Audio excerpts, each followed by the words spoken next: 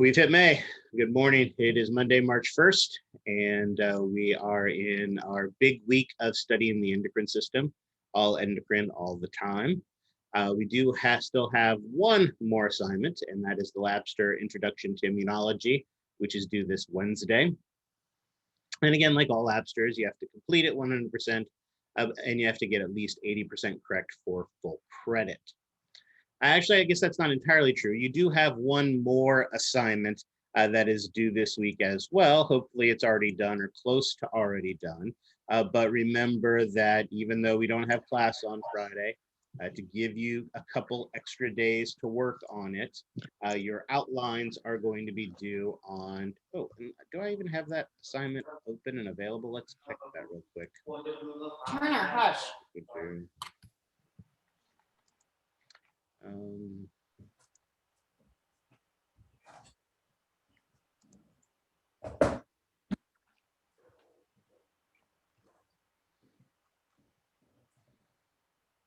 had a question about the outline. Yeah. I was just wondering, how thorough does it need to be as far as the details you put in the outline? I don't want it to be too detailed. It's supposed to be an outline. Again, I don't want it to be bare bones, but at the same time, I don't want, yeah, it is available. Okay, perfect. So it is out, it is there. The assignment is there in the section. It's supposed to be an outline. It should have basic information, key concepts, but you want the students to be active in the learning process. And so it shouldn't be your script.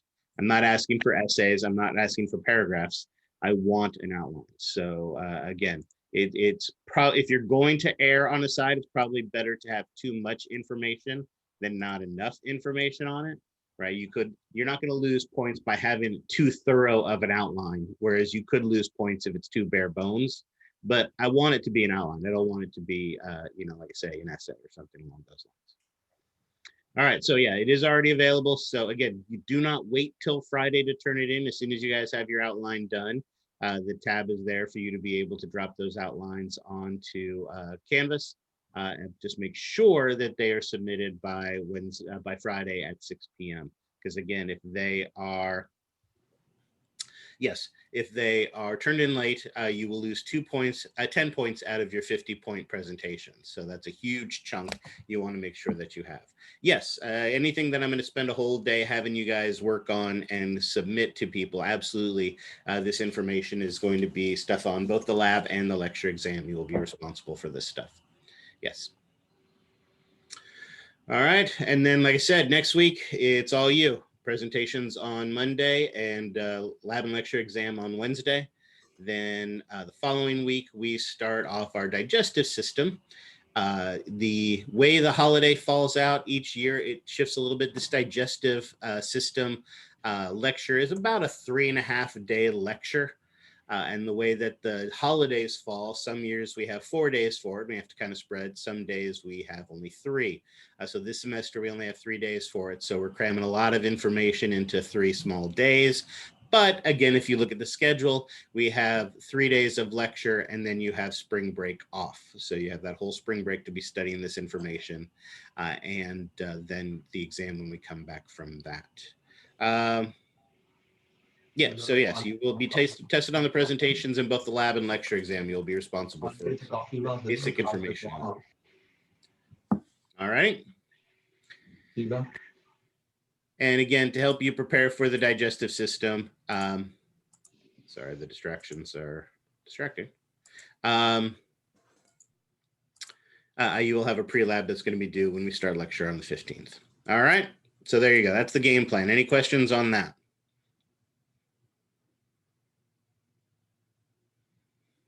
All right, excellent. Then let's go ahead and move on to our lecture.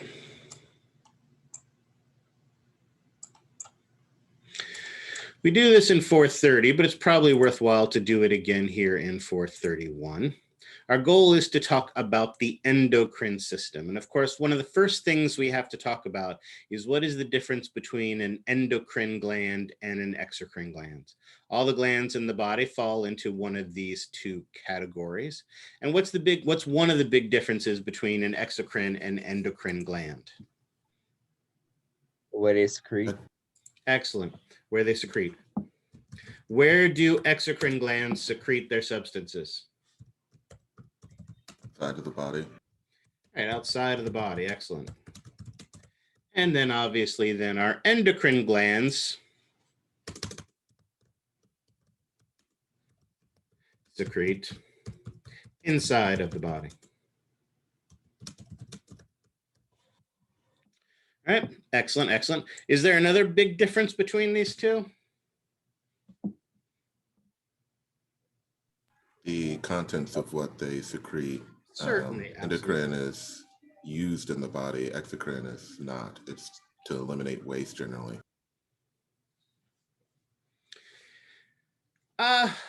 I'd be careful about saying waste. Absolutely, much of the, some of the exocrine glands secrete waste. However, I would argue that things like saliva, things like the digestive enzymes that are released by the pancreas, hydrochloric acid produced by the stomach, I wouldn't say that those things are necessarily wastes. So, yes, but you're absolutely correct that they are different, right? Our exocrine does contain waste, but it also contains things like, like enzymes and other things, stuff like that, etc. Whereas, what does our endocrine gland produce? Hormones. Yeah, they produce hormones. And of course, what's the big difference between enzymes and hormones? You can't make an enzyme. All right, excellent. The other big difference between them is that, there you go, Laura's got it, ducts. Our exocrine glands release their contents via ducts. So basically, exocrine glands, as you recall, have two main components to them: secretory structures and the ducts that are basically the conduits, the tubes that carry the information and release it from the body, don't modify it in any way. Our endocrine glands basically just release it into the humors of the body.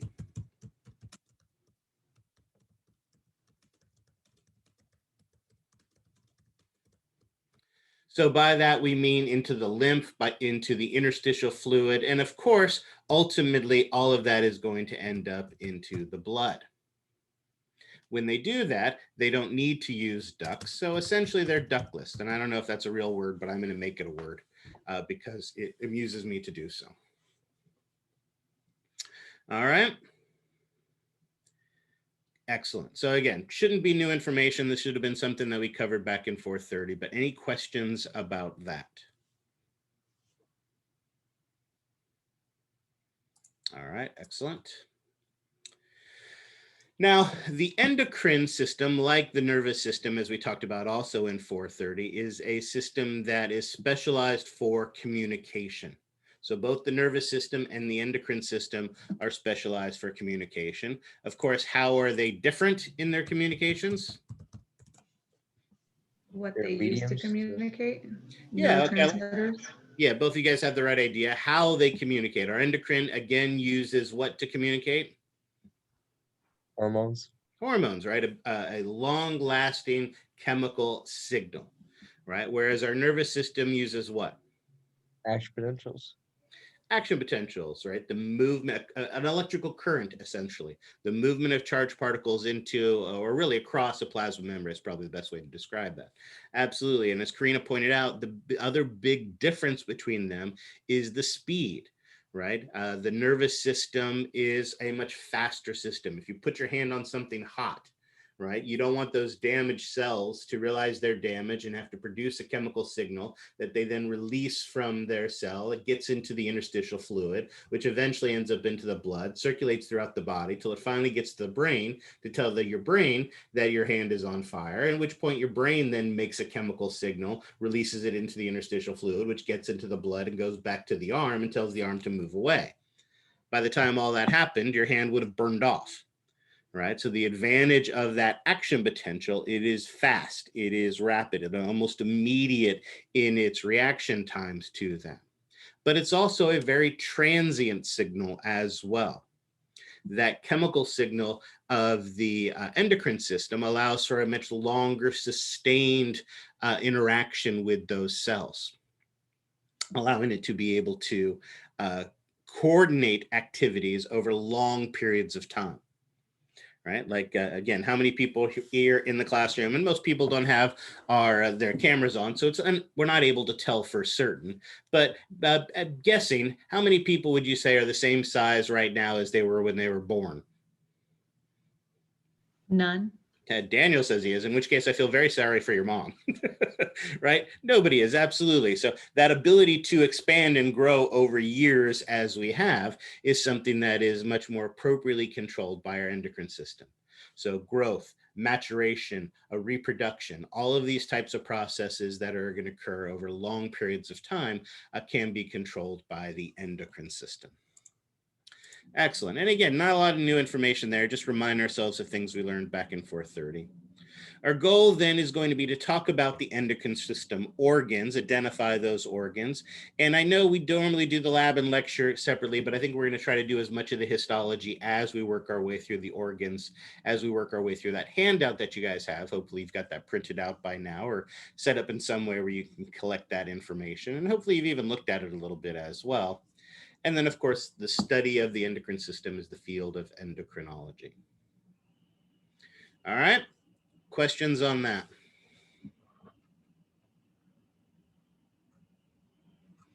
All right, excellent.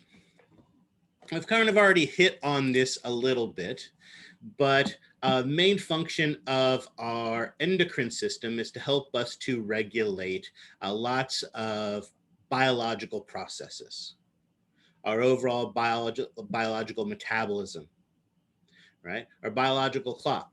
And again, a biological clock is a tricky thing because most of you probably got up this morning, not because you bounced out of bed happy and alive, but an alarm went off that you had to slam and curse at to be able to get up because you had responsibilities. But we do have biological clocks, our extracellular fluid levels, and our response to stress as well. These are all functions that are important from the hormones of our endocrine system.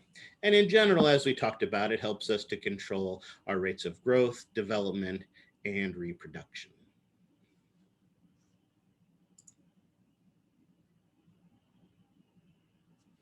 Now, for the most part, as we talked about, hormones are something that are produced in one location, either a cell or a cluster of cells that are that gland, that endocrine gland that releases it into the interstitial fluid. And as we mentioned, once it's released into the interstitial fluid, it's going to ultimately end up in the blood. And once it gets to the blood, where can it go? Everywhere. Everywhere, absolutely. So a hormone has the potential to communicate to every single cell of our body. Does that mean that every hormone affects every cell of our body? No. No, and the reason is because what allows us to be selective is that the target cells are going to have a specific protein on their plasma membrane, a receptor that will allow it to be able to communicate with that cell and affect some change in that cell. But the advantage of getting this into the blood supply and sending it throughout the entire body is that it allows us to coordinate the activity of lots of different organs and lots of different cells at the same time. Again, one of the examples you're probably most familiar with is your stress response, right? This is usually in the classroom where I've talked to somebody in the back of the class, and in the back of the class, someone drops a large book onto the floor, and we all jump in surprise when that happens. Right? Or it's like when you're studying at the table late at night, 2 o'clock in the morning, you're sitting at the table studying A&P and there's a large bang outside, right? And then for a second, your heart leaps, oh my God, it's that bear with an axe. But then you quickly realize that it's just your neighbor's car backfiring as they're on their way to work, right? You instantly know that you are okay, but does your heart rate instantly go back to its resting rate? No, you stay in that elevated state of awareness for a longer period of time. It may take as long as a half an hour for your heart rate to slow back down, right? So we want that longer lasting response to that stress, and we want to coordinate that activity. because when a bear with an axe walks in the room, we don't want our heart racing, and then 5 minutes later, our eyes dilate, and 3 minutes after that, my bronchial tubes open up, and 2 minutes after that, my blood is pulled from my skin to be redirected to my muscles, and so on and so forth. We want all that stuff happening together. All right, and so it allows us to coordinate lots of different cells with the potential of affecting every cell in the body. But it doesn't affect every cell in the body. Target cells have a hormone receptor. A protein, typically, let's say this, I've got this. These hormone receptors are typically found on the plasma membrane. And of course, what's the most important word in that sentence? Typically.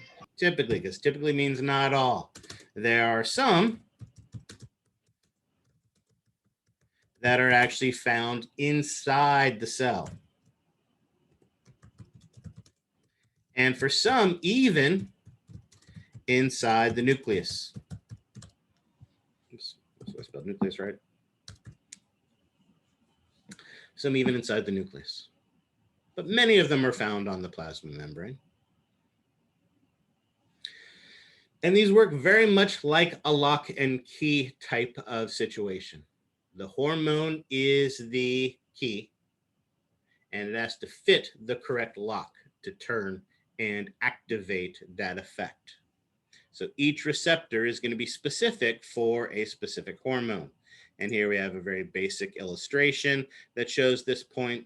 Notice we have two hormones here, hormone A and hormone B. Hormone A is circle, hormone B is a triangle. Right? Cell 1 here can only be influenced by hormone A. You could dump a whole bucket of hormone B on it and it's not going to have any effect. A green cell, on the other hand, can only be affected by hormone B, but this blue cell in the middle can be affected by both hormone A and hormone B. When these, and I'm going to write this big up here at the top because I want to make sure we get this. When this hormone binds to the receptor, it forms what we actually call, it's got a very technical term, the hormone receptor complex.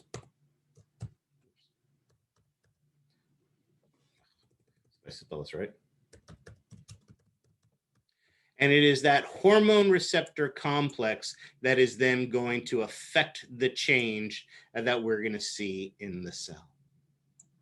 So you have to have that combination of the hormone binding to the receptor, either on the plasma membrane or inside the cell. And when that complex forms, that is when we're going to affect some change inside of our cell.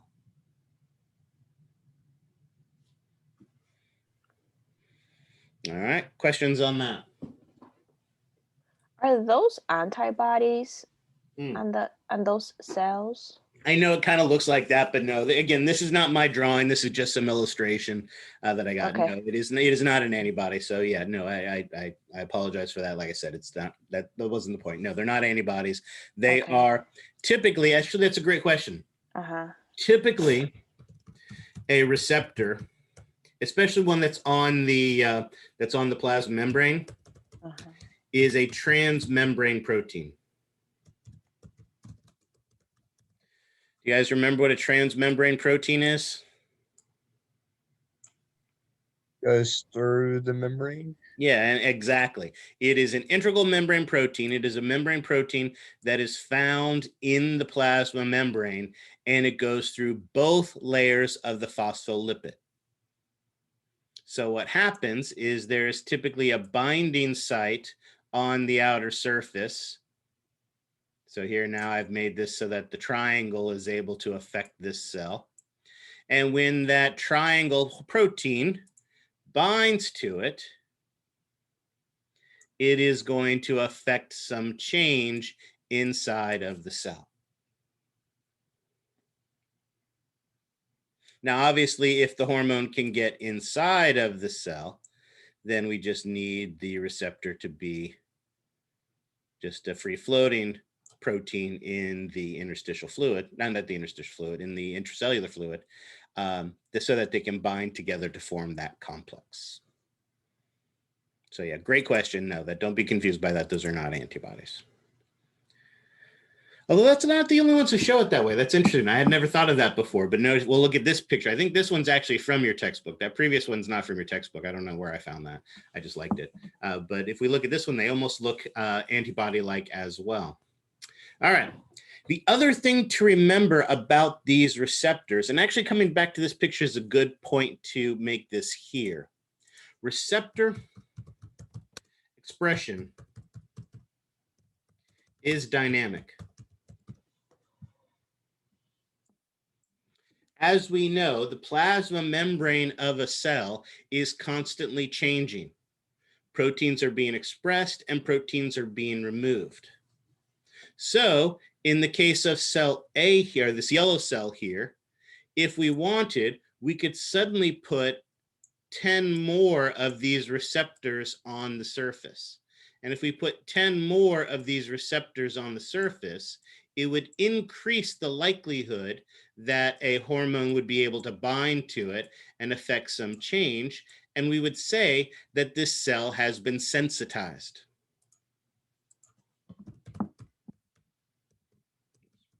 Right? Basically, we have upregulated the receptors. And I don't need this to be quite so large anymore. So we've upregulated the receptors. We've made the cell more sensitive. However, the opposite can be true as well. We can remove receptors from the surface of the plasma membrane, in which case we would be down-regulating receptor expression, and we would be desensitizing the cell. And in fact, is it possible where we could remove all of the receptors to the point where it was completely desensitized to the hormone? Yeah. But the opposite is true as well. We also have the potential to be able to add a receptor to this that has never been there before, and suddenly this cell is now sensitive to a hormone that it was never sensitive to before. What exactly is determining that? To be sensitized or not, or desensitized or sensitized? A lot of factors can influence and affect those.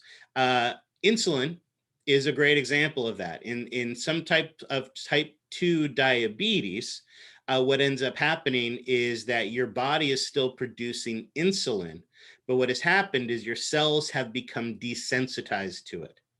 And because they've been desensitized to it, fewer and fewer receptors are located on it. Those receptors, the cells are not going to be as sensitive to the insulin, and so won't be able to be influenced. So it can be any number of things. Having excessive amounts of the hormones can cause desensitization. Other factors can influence it as well. So what causes the up and down regulation can be complex, but this type of expression is very dynamic, and that's the key. Notice, again, let's go back a second.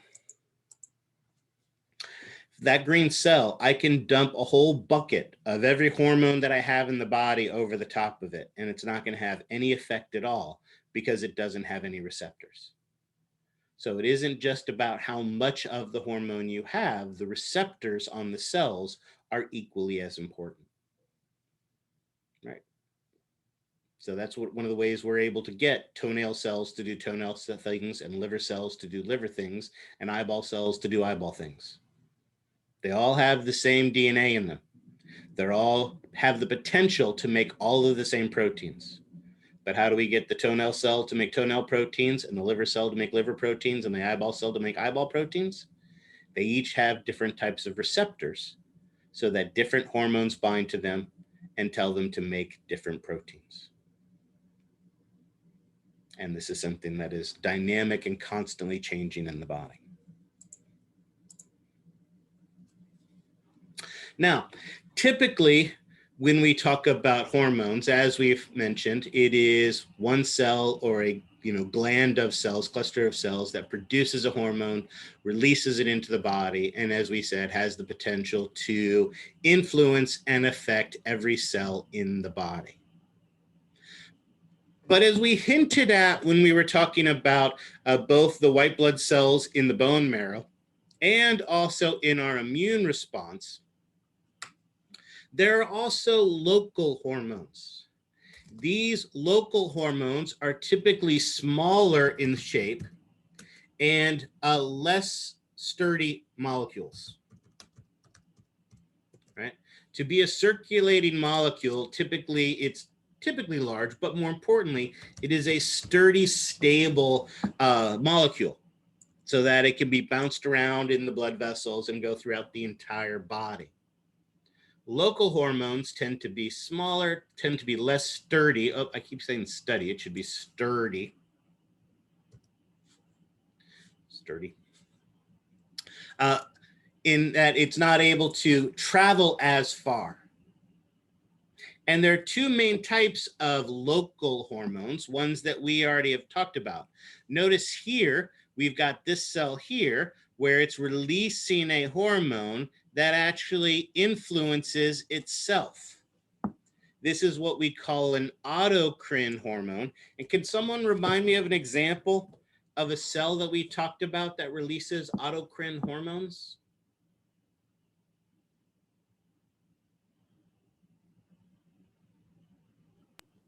The help T Cardiac? cells. Which T cells? The help T Helper cell. T cells, absolutely. Helper Yeah. T cells. Remember, we talked about one of the first things that helper T cells stimulate with those cytokines are the helper T cells to divide more rapidly and produce more of them. And then we also talked about paracrine, where a cell releases a hormone that again just targets the neighboring cells. This is how we control those hemocytoblasts in our bone marrow, telling them which of our types of white blood cells to make. And again, helper T cells would also do this to the nearby cells that it's stimulating in our immune response as well. So those cytokines, for instance, that are released by our helper T cells are examples of paracrine and autocrine hormones. All right, we know how to release hormones. We know that they have to bind to that receptor both in either inside or outside the or inside or on the plasma membrane. And when that occurs, again, that hormone receptor complex, which is a phase I'm writing out again, which probably tells you it's important, is basically then going to cause one of a couple different types of major effects to occur. The first is synthesizing new molecules, primarily proteins.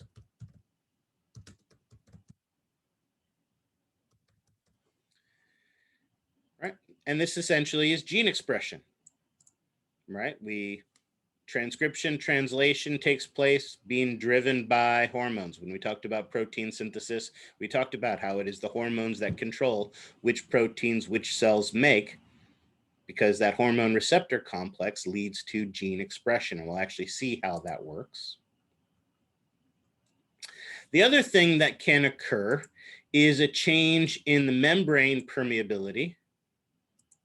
So this can both either express or remove. Now I do have to decrease the size of this.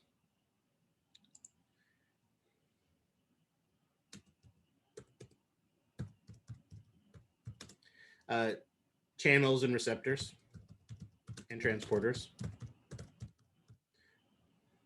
Or it can open and close.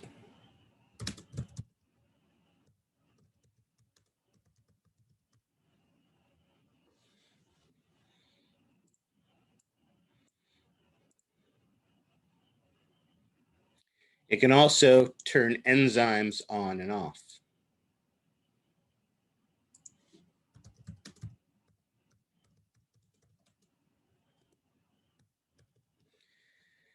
And again, since our metabolism is basically the total count of the number of chemical reactions that are taking place in a cell, if we turn enzymes on, we increase the metabolism of the cell. If we turn enzymes off, we decrease the metabolism of the cell. So a hormone may do one or more of these things.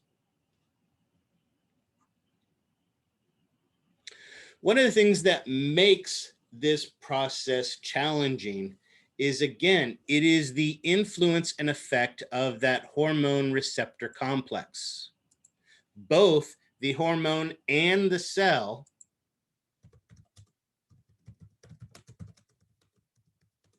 combined to determine the change. We've talked about insulin a couple times in this class, and what did we say insulin does?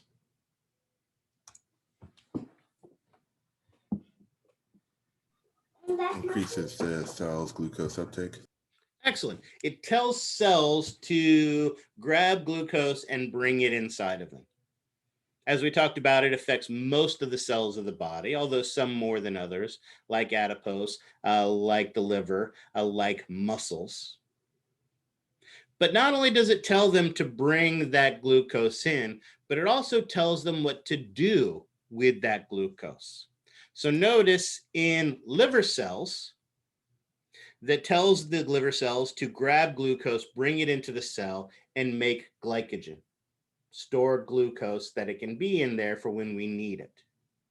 However, that exact same hormone, when it communicates with an adipocyte, tells that adipocyte, take that glucose, bring it into you, and then use it to make triglycerides. It's one of the challenging and the confusing things about hormones. Insulin doesn't just have one effect. It affects different cells differently. Obviously, the effects are similar. They're both storing glucose, but how they store them is different.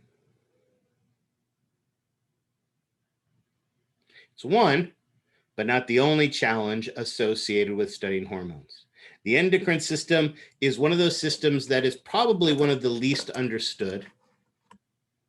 There's some major things that have just been learned in the past 20 years that are so huge that it almost boggles the mind to believe that we weren't aware of them ahead of time. But it can be really challenging to study this. One of the reasons for this are hormonal interactions. Again, the response of a target cell depends on a couple of things. The hormone, obviously, but also the receptor and how many of the receptors there are, right? Again, more receptors, typically a bigger response, fewer receptors, smaller response. But the other problem we have with hormones is one hormone's effect can be modified by a second hormone.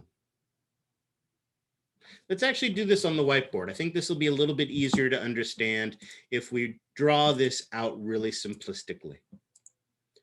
What we are going to talk about now are hormonal interactions.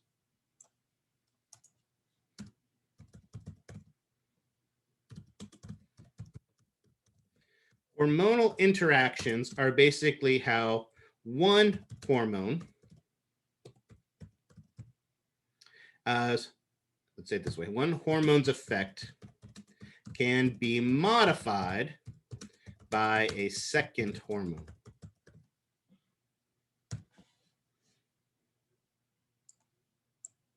So here I am in the lab, and I have my cell. And with this cell, I have hormone A. And I sprinkle hormone A on this cell. And conveniently enough, hormone A is square. And conveniently enough, this cell has a square receptor on its surface.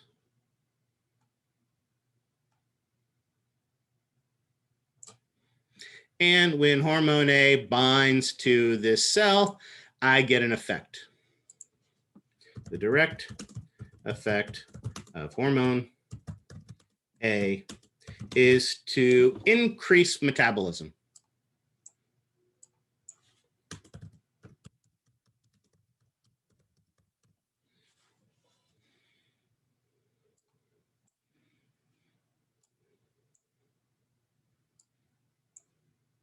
There you go. I write that up for a paper. I submit it to my PI, my primary investigator, say, give me my PhD, I am done.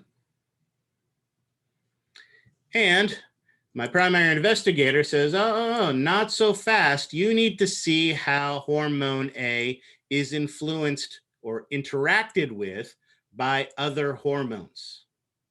So we know that what hormone A does. Let's move this here. We know hormone A, as we know, is going to increase the metabolism.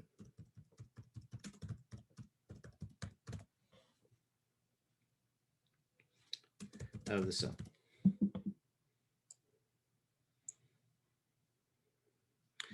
But I also have a second hormone.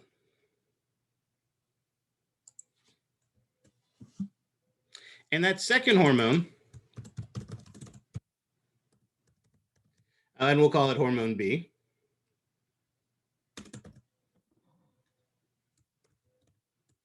turns out also affects the cell. And let's say it also increases metabolism.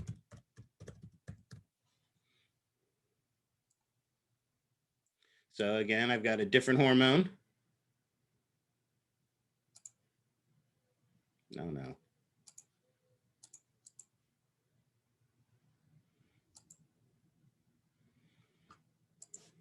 So the second hormone is green. And I have a receptor for that green hormone on it. So hormone A increases the metabolism of the cell. Hormone B also increases the metabolism of the cell. And let's just throw out random numbers. Let's say hormone A increases metabolism times 2. Let's say hormone B increases the metabolism times 3.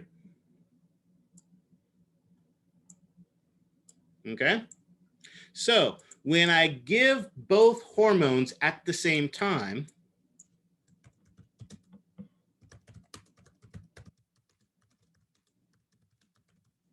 to the cell, what is the effect going to be? Times 6 increase. So you've got the right idea. It is going to increase the metabolism as well. But it turns out it isn't necessarily additive, where it'd be 5. It's going to be multiplicative, exactly. So it's going to be an enhanced effect, even multiplicative. And so as a result of this, let's say that it increases it 10 times.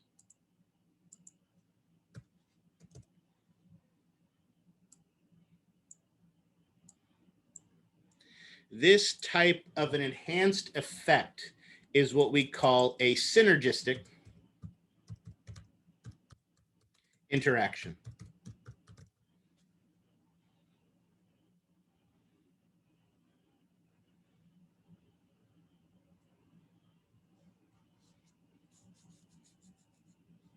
So we're not just adding the two effects together, right? They're getting a much, much greater effect as a result of it. We're getting an enhanced multiplicative effect from these two working together. Of course, the opposite could be true as well. Again, we always know what hormone A does. Increases metabolism of cell. But let's say we have a second hormone that we know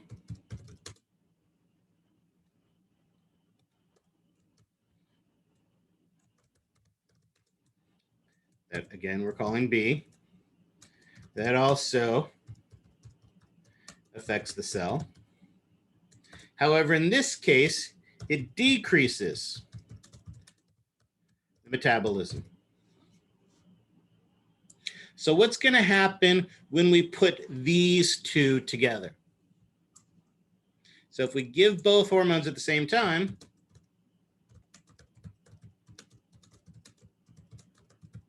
are we going to have the same effect as we did with hormone A by itself? No. Oh. No. We're going to get a decrease in the effect of hormone A. Typically less, or they could even cancel each other out.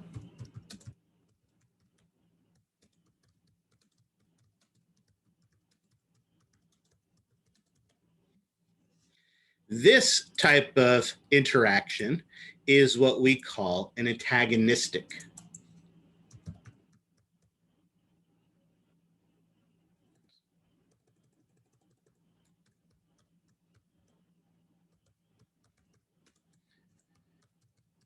Interaction. All right. Again, I don't think that these are too odd to be thinking of. I think we're somewhat familiar with these types of ideas. But here's where things get a little tricky. There is a third type of interaction. Again, there are 3 types of interaction.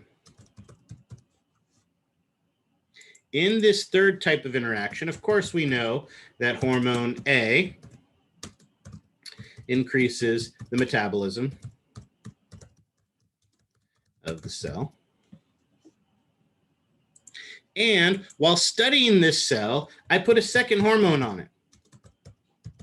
And that second hormone is, of course, hormone B. But when I put this hormone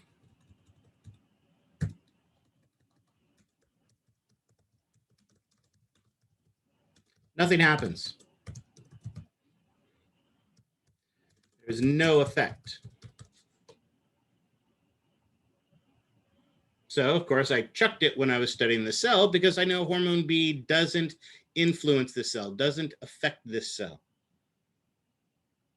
The problem is it does. Because when I give both hormones at the same time, what ends up happening is we get an enhanced multiplicative, well, it's not even really multiplicative, we get an enhanced effect of hormone A. Again, if we think of it in terms of hormone A by itself doubling metabolism, then both hormone A and hormone B together dramatically enhance the effect. Notice this is similar to synergistic, but the big difference between the two is what the second hormone does. In synergistic, so hormone B does directly affect the cell and have some influence on it. Whereas in this third type, what we call a permissive interaction, with this permissive interaction, what ends up happening is hormone B by itself does not have an effect. But together, B enhances the effect of A. You could see why it would be challenging to study the endocrine system then. Because if I have 5 hormones and I put hormone 1 on the cell and nothing happens, I can't throw away hormone 1 and not worry about it anymore. I have to see, does it interact permissively with 2 or with 3 or with 4, or maybe it's permissive to both 2 and 5 together, right? And all sorts of other crazy combinations. So it makes it much more challenging because of these complications to these different types of interactions. So again, with a synergistic effect. The two hormones have similar effects. They work together and they enhance, right? So we have similar individual effects. And we get enhanced together.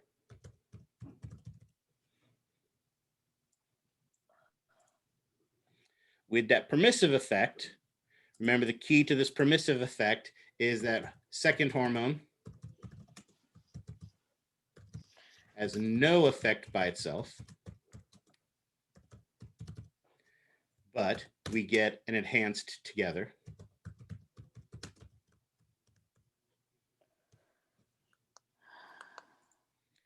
And lastly, we have an antagonistic effect, where the two hormones have an opposite effect. So obviously, since they have opposite effects together, they decrease the effect, or suppress, I guess would be a better term.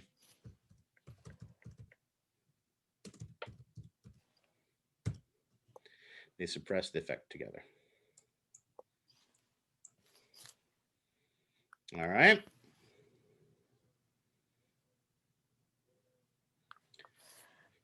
Questions on this? So what does it mean when people say that there's a hormonal imbalance? It's a great question, and actually has nothing to do with interactions, but has everything to do with what we're going to talk about next. So this is a great question to lead us into what the exact next topic we're going to talk about. But typically, so actually, this is a great, I love this question. It's a great lead into what we're going to talk about next. So real quickly, any other questions on these interactions before I answer this question?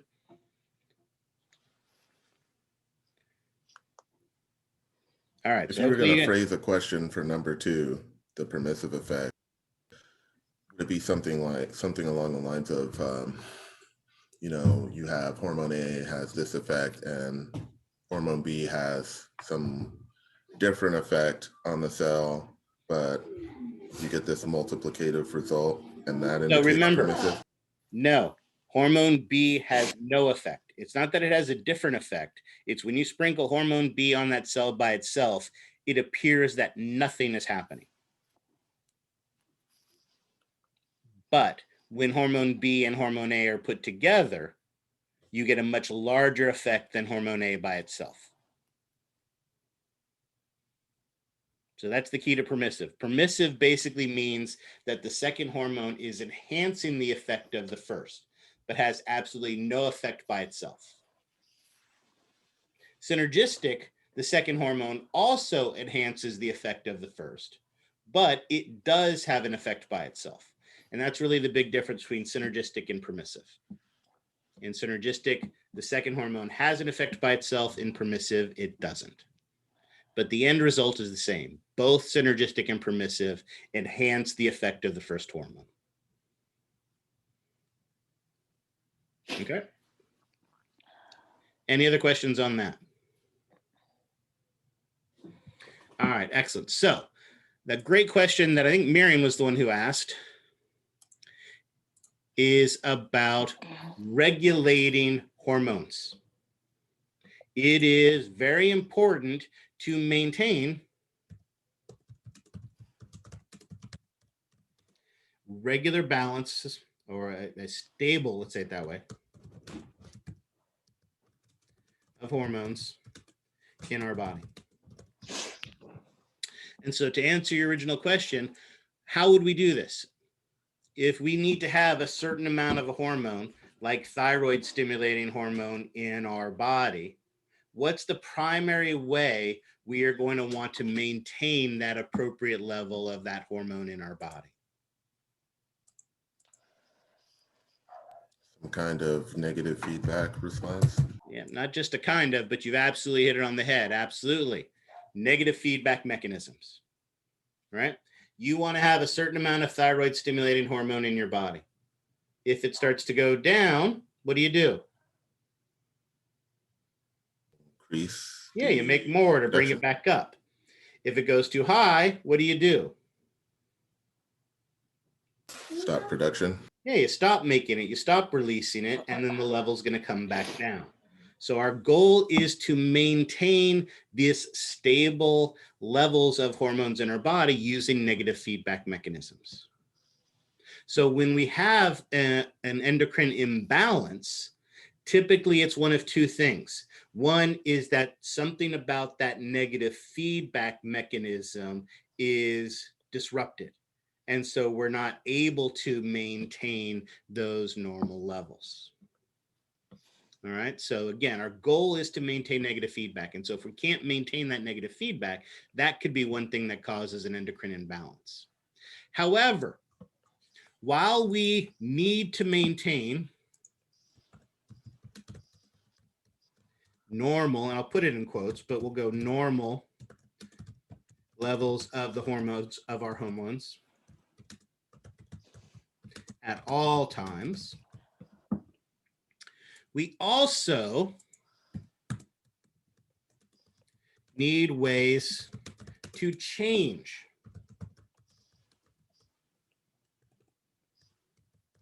the hormone levels, right?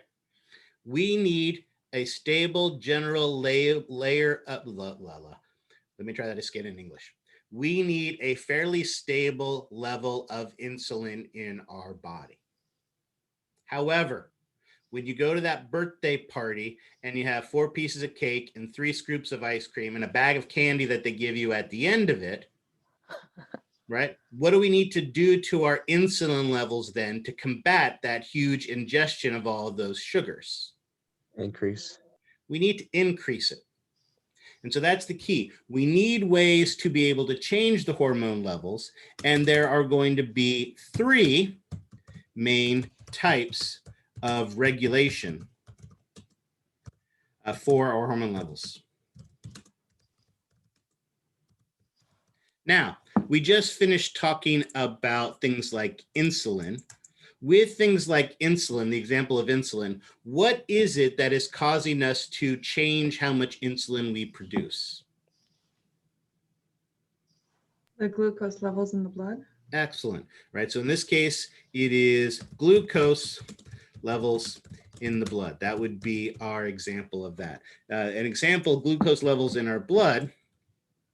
An example of this, or this is an example of, I should say, basically what we're doing is we're counting the amount of stuff that is in our blood, right? Essentially what we're doing is counting the amount of stuff, not just in our blood, but in the humors, most often blood, but any of the humors of our body.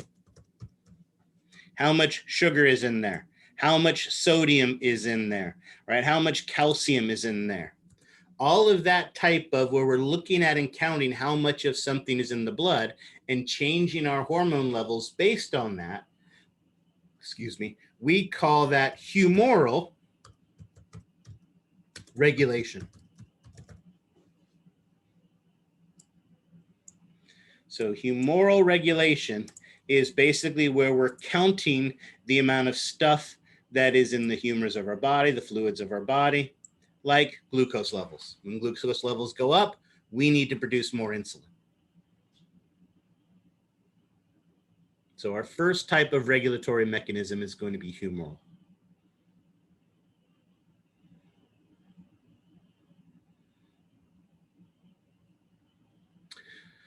However, we also have hormones like thyroid stimulating hormone.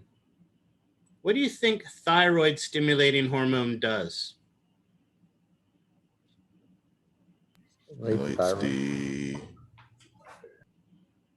Stimulates the thyroid hormone? Yeah, it stimulates the thyroid gland to make thyroid hormones. Absolutely. So again, I want a stable level of thyroid hormones in my blood. But if I suddenly send a bunch of thyroid stimulating hormone to my thyroid's going to be stimulated. It's going to make more hormones, and those hormone levels are going to go up. So notice the second way I can regulate hormone levels, let's change the colors just out for the heck of it, is hormonal. Oops.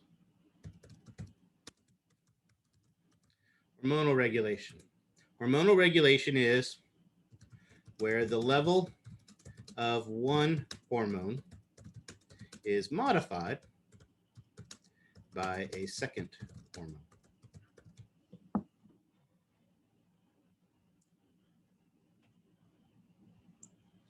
And again, the example of this that we used was how thyroid stimulating hormone stimulates the thyroid to make more thyroid hormones. So in this case, it is our thyroid hormones that are being controlled hormonally.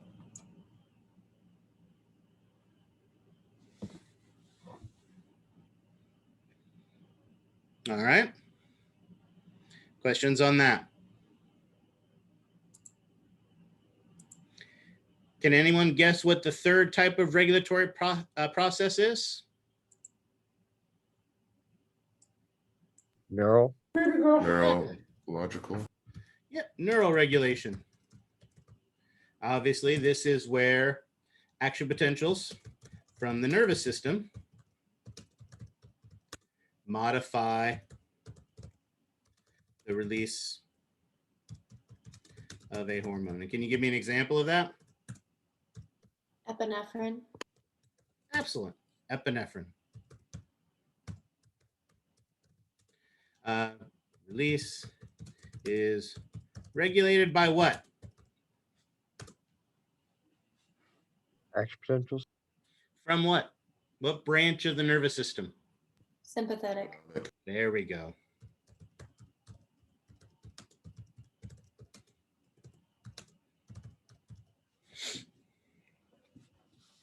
Excellent. So, 3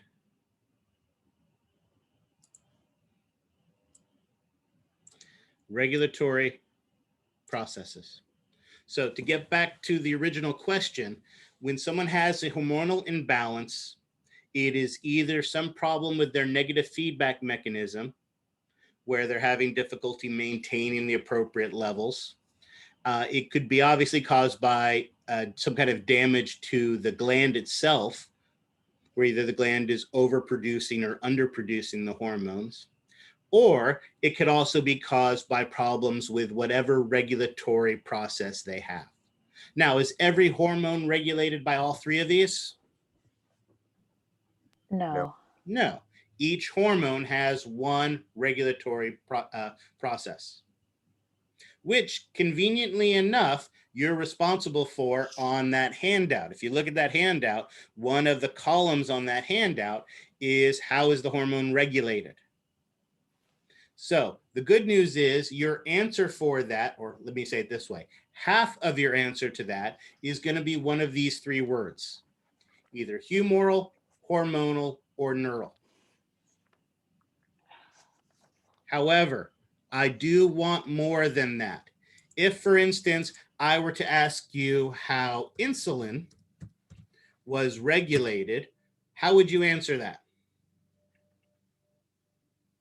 Regulated by humoral. Okay. Humorally, which would get you partial credit, but what is it actually in the blood that we're counting? Glucose. There you go. So the correct answer to that would be humorally via glucose.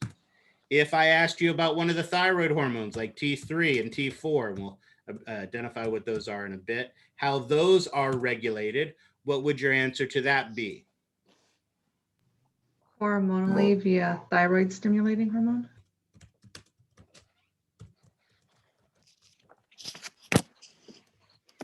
And if I asked you how epinephrine was regulated, what would you say for that? Neural lever via the sympathetic nervous system. There you go.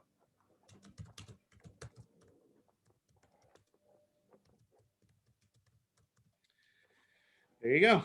Just that simple. So for that column, that is what these are one of the questions I'm going to ask you. When we're looking at these glands histologically, when we're looking at illustrations of them, or when we're talking about the hormones, I could ask you, how are hormone production regulated in this gland or in this cell or for this hormone? And these are the types of answers that I'm looking for. Humoral, hormonal, or neural. All right. Again, we did there on the board, but here are all the pretty pictures. Hormonal control. And notice this hormonal control, there are many layers to this. There it is. Our hypothalamus produces classes of hormones called releasing and inhibiting hormones. These releasing and inhibiting hormones go to the anterior pituitary. And the releasing hormones tell the pituitary to make and release more hormones. The inhibiting hormones tell the anterior pituitary to produce and release less hormones. So notice that is hormonal control. But some of the hormones released by the pituitary gland are things like thyroid stimulating hormone, which provides hormonal control of the thyroid gland. Adrenocorticotropic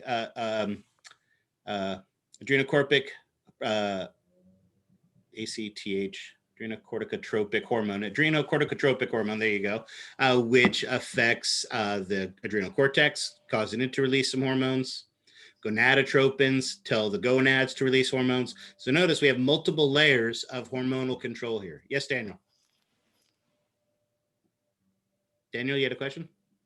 No. Yeah, Ashley, does go back the up to your half-life room. of the hormones determine how long the response is?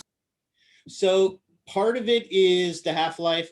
As we talk about, these are relatively stable molecules, but obviously as they're being circulated throughout the body, they will be broken down. But the other two things that will happen is some hormones will be filtered out of the urine. So we'll lose hormones that way. And also hormones will be broken down by the liver.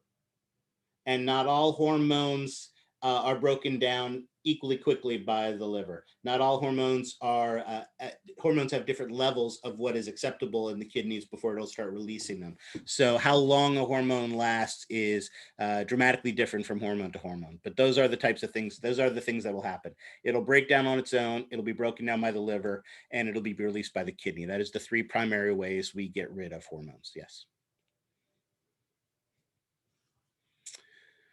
All right. Humoral control, we keep talking about insulin because it's one I'm very familiar with, but as we talked about in 430, regulating calcium levels is vitally important in the body because calcium makes cells do wonky things. And so we need to keep very, very precise control of calcium levels in our blood. So for instance, here our parathyroid gland releases parathyroid hormone in relation to changes in calcium level. And then here is the example we talked about, epinephrine and norepinephrine being released from the medulla of the adrenal gland in response to input from the sympathetic nervous system. So every hormone on your list is going to have one of these three types of controls to it. All righty. Questions on that? All right, now that we have a basic understanding of how our hormones work, we have two more things we need to do. We need to talk about the different types of hormones and what they do. And then obviously we need to start our list of going through specifics, stop talking about things in general, and talk about specific glands and specific hormones and specific effects. But this is a good point for our first break. Let's go ahead and take our first break here. Any questions before we take our break? All right, it is 9:05, so let's restart at 9:20. And at 9:20, I will start the recording again. All right, I'm gonna go grab my coffee, which means I'll start talking a lot faster in the second part, so you might wanna get yours as well. See you guys in 15 minutes. Good. All right, so we have now talked about the 3 ways that we can regulate hormones, and of course, the 3 ways that hormone interactions can be interacted with another one and things along those lines. So what we have to talk about now, as I mentioned, is the major classes of hormones. You should know for each hormone that we talk about which class they fall into of those 2 main categories. Each of those categories have specific types, and I don't care that you know about specific types, but you should know which class. And the good news is you'll know by which gland, because each gland produces only one basically class of hormones. And the first major class are amino acid-based hormones, which of course are made of amino acids. And the second is lipid-based, which of course are made from lipids. Hormones primarily differ, these 2 classes, in where they bind to the receptor, the mechanism for communication with the cell, so how that hormone receptor complex forms and what that does, and then obviously the overall effect on the cell. And as we kind of hinted at, there are 3 main types of things. We can turn enzymes on and off, open and close, changing the permeability of the plasma membrane, and protein synthesis. Let's look at amino acid-based ones as well. Now, again, as I mentioned, for each hormone we're going to talk about, you don't need to know the specific types, but I do want to briefly talk about the specific types that we have. The simplest of our amino acid-based hormones are amino acid derived, where basically they are made from an amino acid. So amino acid, of course, is that nitrogen ring with the functional groups and stuff like that on it. The size and the structure are related directly to an amino acid. Many of them are made from either tyrosine or tryptophan, but there are others that can be used as well. And this is a fairly common type of hormone. For example, epinephrine and norepinephrine, melatonin, T3, which is triiodothyronine, which I guarantee you will have to spell at some point during the exam, and T4, which is thyroxine. So again, do not use T3 and T4 on the exam. If you're doing an essay question, you can write out triiodothyronine once and then abbreviate it T3 after that. But if I ask you for a hormone and you just give me T3 and T4, you will get it wrong. Oops. The second specific type of amino acid base are peptide hormones. As you can see here from the simple illustration, these are much larger than the amino acid derived, typically made up of anywhere between tens and thousands of amino acids that are locked together into some type of stable structure. For instance, here we see the illustration of the hormone oxytocin. What's that do again? What's that related to? Stimulates uterine contractions. Yeah, there you go. Childbirth, stimulating those uterine contractions. Absolutely. One of the interesting things about these hormones are typically they are synthesized in an inactive form, and then they're not activated till they are released from the cell. And again, oxytocin is an example of that, but so is thyroid stimulating hormone, luteinizing hormone, antidiuretic hormone, human growth hormone, and et cetera, et cetera. The other major class, like I mentioned, are lipid-based. These include our steroid hormones. Steroid hormones are hormones that are comprised of cholesterol. As I mentioned, steroid hormones are, or lipid-based hormones, I should say, are primarily produced by the cortex of the adrenal gland.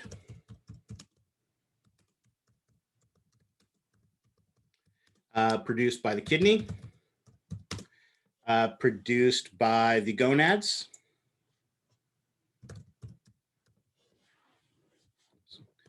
all right. And one of the primary types are what we call steroid hormones. Steroid hormones are based on the molecule cholesterol. Remember, we learned about cholesterol way back in 430. It plays an important role in helping to stabilize the structure of the plasma membrane. And if you remember, one of the keys to cholesterol is it is made up of 4 carbon rings and its functional groups. Now, here we see two examples of some steroid hormones. Notice you can see they have those same 4 carbon rings, and the only real difference is their functional groups. Now, in this case, you can see these 2 steroid hormones are almost identical in their functional groups. So that means they're going to be almost identical in their function as well, right? Wrong.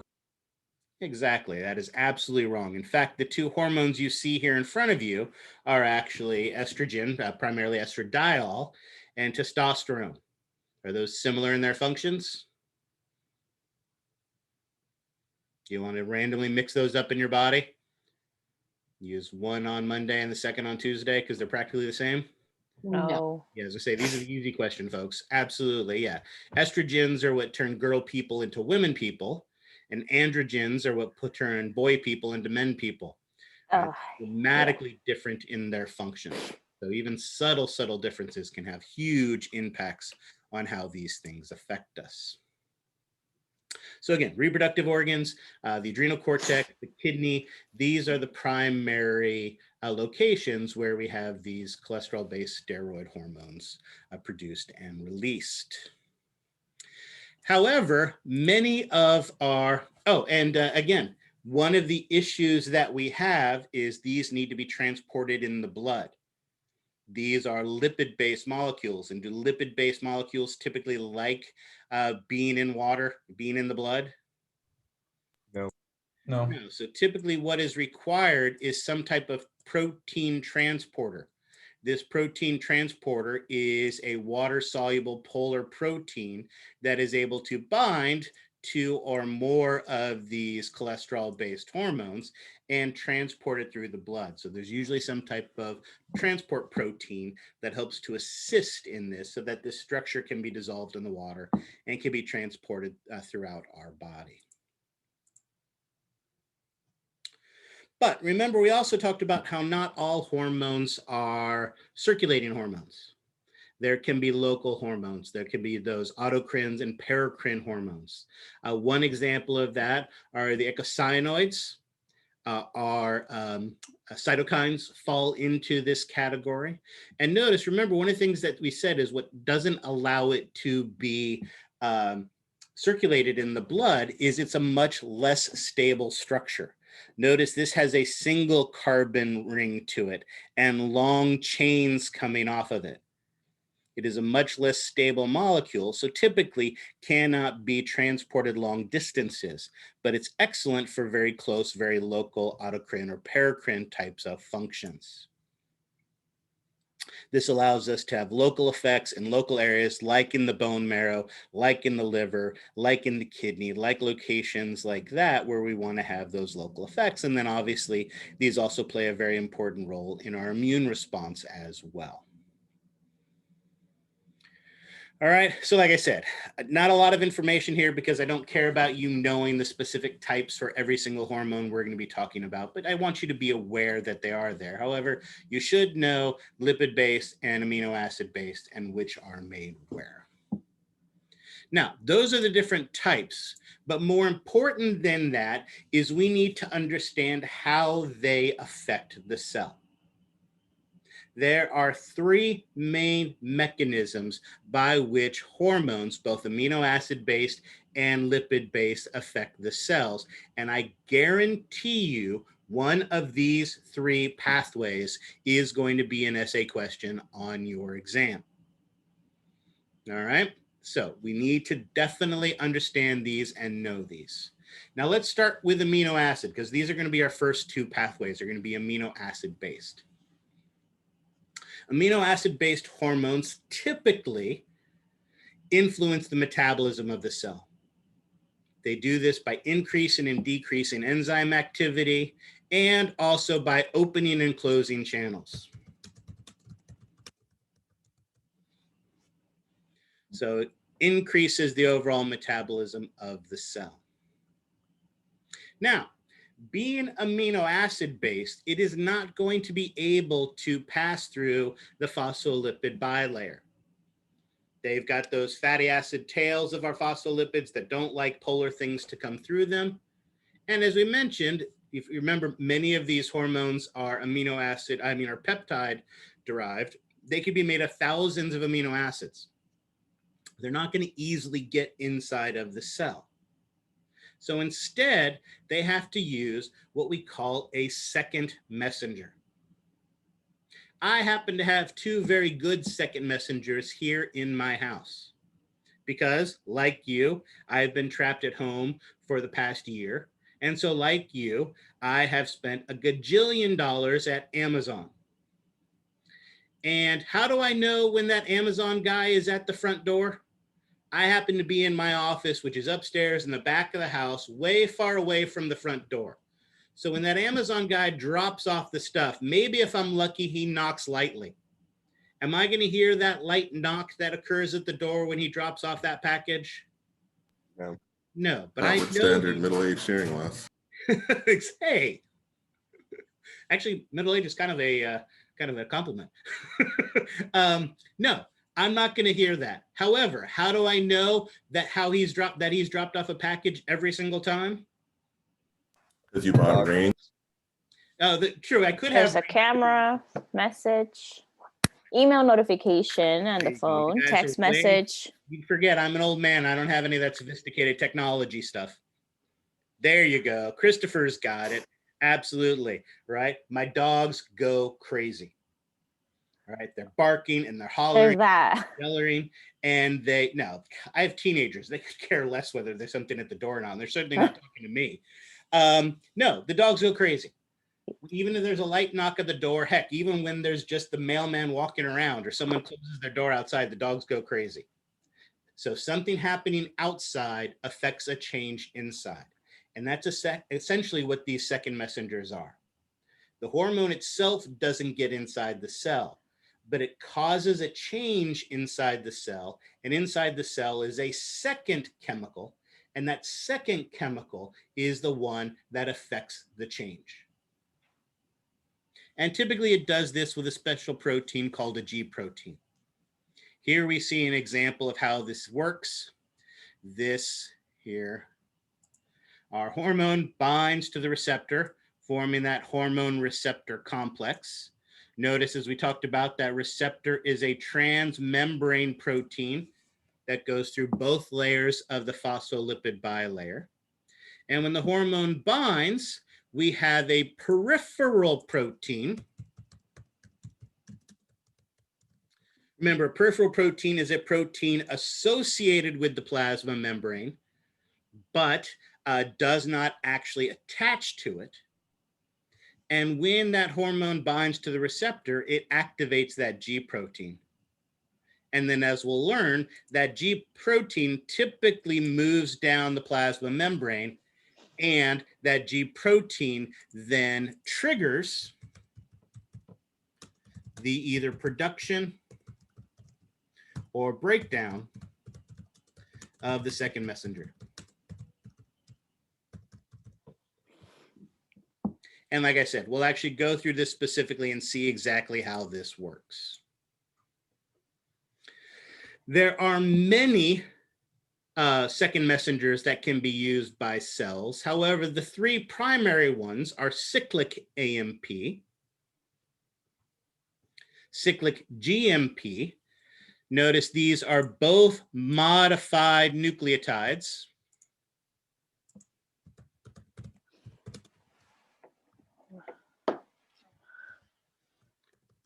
And these modified nucleotides are similar to ATP and ADP. They're basically energy molecules, just like ATP, or similar, let's say it that way. Obviously, ATP has 3 phosphates, cyclic AMP has 1 phosphate on it. And you don't have to worry about what cyclic means. You'll get that in molecular biology. But they're basically modified nucleotides. They're energy molecules. And not surprising, the third most common second messenger is your friend and mine, calcium. Because as we know, calcium makes cells do wonky things. Now, of course, once you know what the 3 primary second messengers are, I will tell you that both of the 2 most common pathways and the 2 you're going to be responsible for on the exam, use cyclic AMP as the second messenger. So the good news is whether you get the excitatory pathway or the inhibitory pathway, your second messenger is going to be the same. It is going to be cyclic AMP. So cyclic AMP is going to be the second messenger we're going to use in both systems, both pathways. So let's do this. And I'm going to do it my pretty picture that I like to draw first. There we go. So first thing we need is the plasma membrane.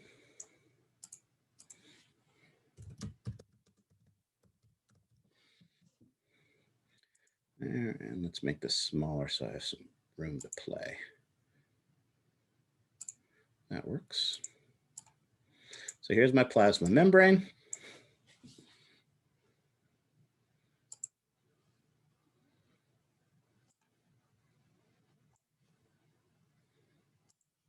Cheat. Oh, actually, I'll be clever. That is my transmembrane receptor.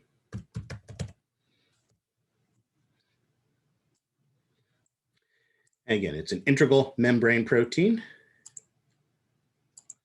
and it is associated with a peripheral membrane protein, which is my G protein.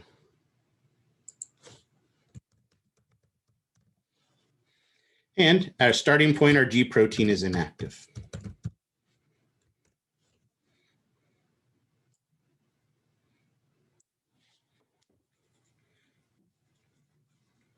All right. Questions on that? Oops, didn't mean to do that. Hold on.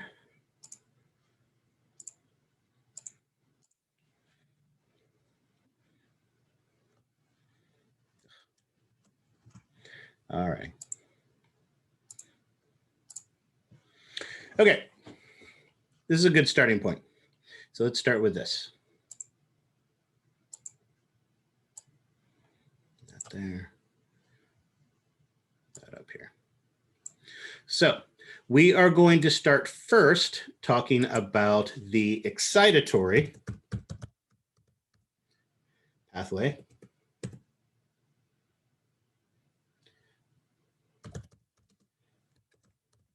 This is the most common way by which we are going to increase the metabolism of a cell.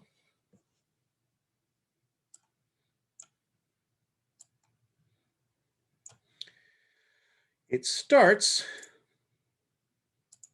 of course, with our hormone binding to our transmembrane receptor. And of course, when our hormone binds, where is it binding, inside the cell or outside the cell? Outside. Outside of the plasma membrane. And when it does that, of course, it forms our hormone receptor complex. So again, one of the keys to these amino acid based, and I guess I should have said that here at the beginning as well. With an amino acid based hormone, our excitatory pathway, the key to this is the hormone binds outside of the plasma membrane because it can't come in. However, when it binds, it affects a change. And that effect that it changes inside is to activate the G protein. So again, the key to these amino acid based is they can't get inside.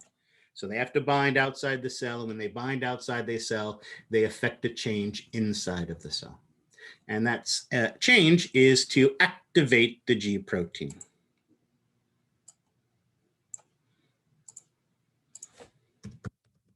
Now, when a G protein is activated, the G protein migrates along the plasma membrane. Remember, it's a peripheral membrane protein, but it's not bound to it. So it is able to migrate down the plasma membrane. And because this isn't an actual drawing, I can do that. Chugga, chugga, chugga, chugga, chugga, chugga, chugga. It migrates down the plasma membrane until it finds a second protein to bind to. And that second protein it binds to, and let's change the color of this one slightly. This is another integral membrane protein. And this particular integral membrane protein is called Adenylate Cyclase.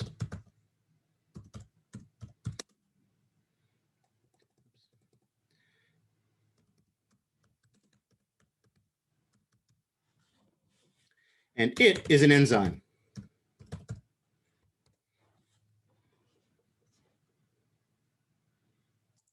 When our G protein binds to adenylate cyclase, the G protein activates the enzyme.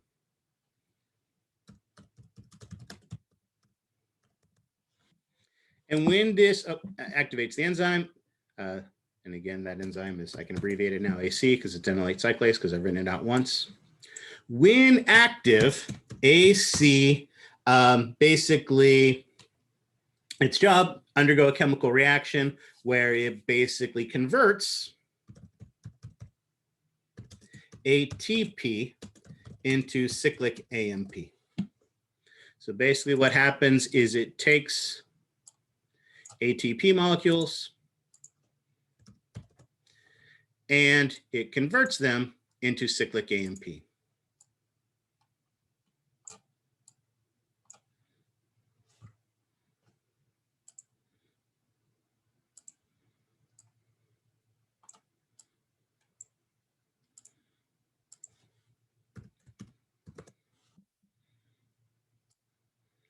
Remember, cyclic AMP is our second messenger. So when adenylate cyclase gets turned on, do we see an increase in our second messenger or a decrease in our second messenger? Increase. Yeah, we get an increase in the number of second messengers.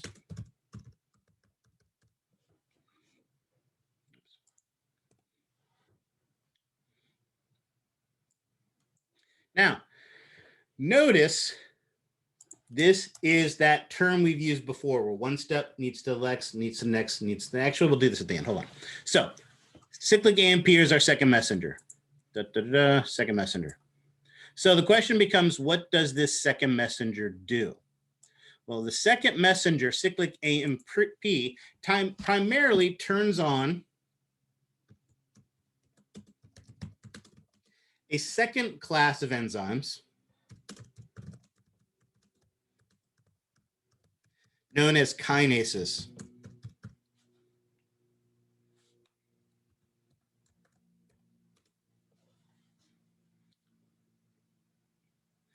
And these kinases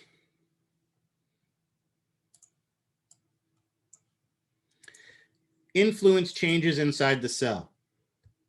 They turn on metabolic enzymes. They open channels. They basically increase the overall metabolism of the cell, right? More chemical reactions take place.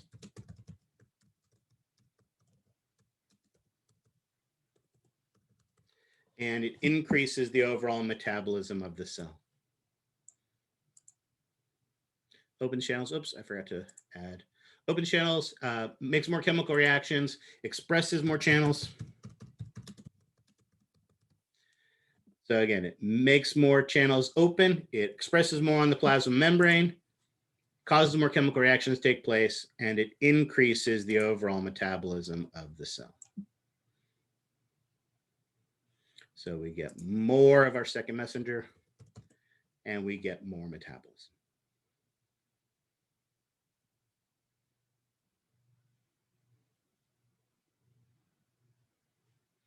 Notice I've done this here with my pretty picture but we can see the same thing here from this simple illustration. Again, we're using our second messenger, our amino acid based for the excitatory effect. Our hormone binds to the receptor. And again, this is happening outside the cell. That is the key to this. And it activates the G protein inside the cell.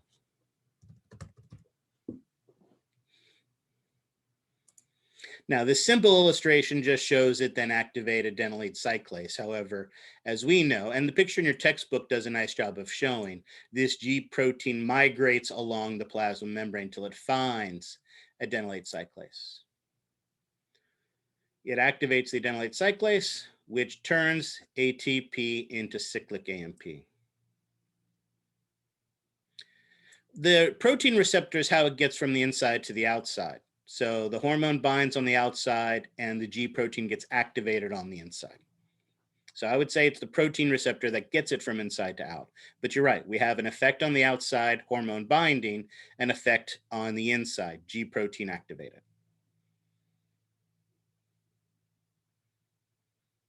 It activates those kinases, which again, opens ion channels, expresses more channels, activates enzymes, increases the overall metabolism of the cell.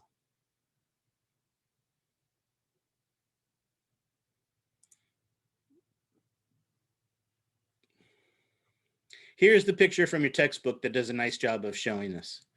Notice again, exact same effect. Hormone binds to a transmembrane receptor outside of the cell. That's our first messenger. Activates the G protein on the inside of the cell. That G protein, once active, migrates along the phospholipid bilayer till it binds to a second transmembrane protein, in this case, adenylate cyclase. Adenylate cyclase is an enzyme that converts ATP into cyclic AMP, and cyclic AMP is our second messenger. Notice, I know the question you're going to ask is, why isn't the G protein the second messenger? Because as you guys pointed out, this is what's causing the change on the inside of the cell. But remember, it's stuck here at the phospholipid bilayer. Cyclic AMP is what's able to move throughout the entire cell, right? So the Amazon man rings the doorbell, and it's the dog running around the house, knocking over the lamp, right? Jumping up on the couch, barking and making all the noise that affects the change on the inside, right? He rings the doorbell, and the doorbell makes a sound, but it's the dog that is the second messenger. It is the cyclic AMP. And yes, this is for amino acid-based hormones. So this is the excitatory action of amino acid-based hormones. One of the three possible pathways you need to know. Now, it was on the last page, but I wanted to come back to it here and put it on here. Notice we have this sequential events, which we've used that phase before, where we've said a cascade effect. One thing leads to the next thing, leads to the next thing, leads to the next thing. However, notice what happens here.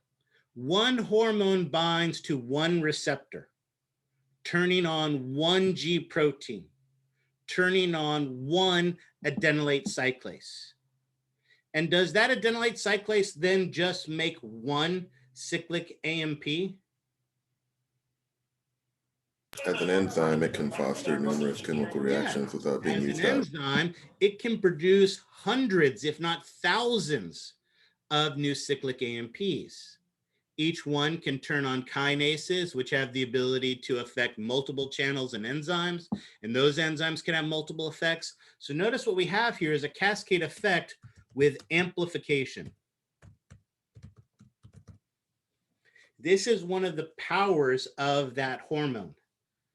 One single hormone molecule binding to one receptor can have huge impact on the function of a cell, because we are getting this cascade effect with amplification. one hormone can cause the production of thousands of cyclic AMPs,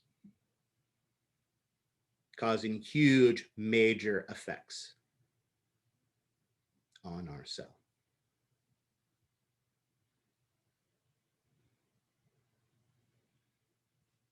All right. Questions on that? So if this doesn't make sense, it's just going to get worse.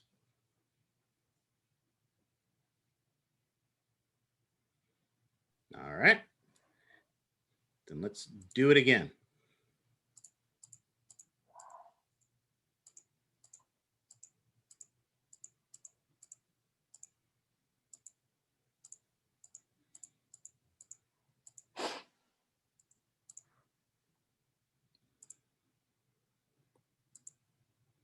Oops.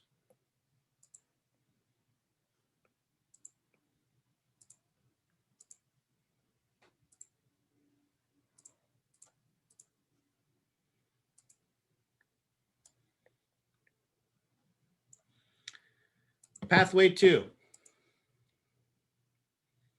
Use blue this time.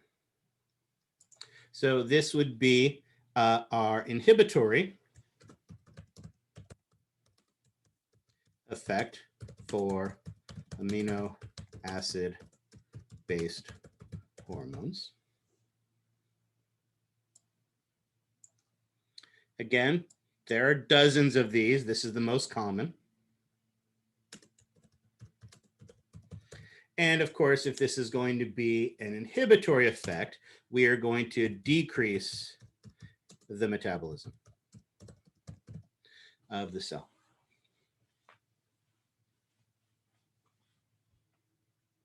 So it starts in a similar fashion. We have a transmembrane receptor. We have a G protein that is inactive.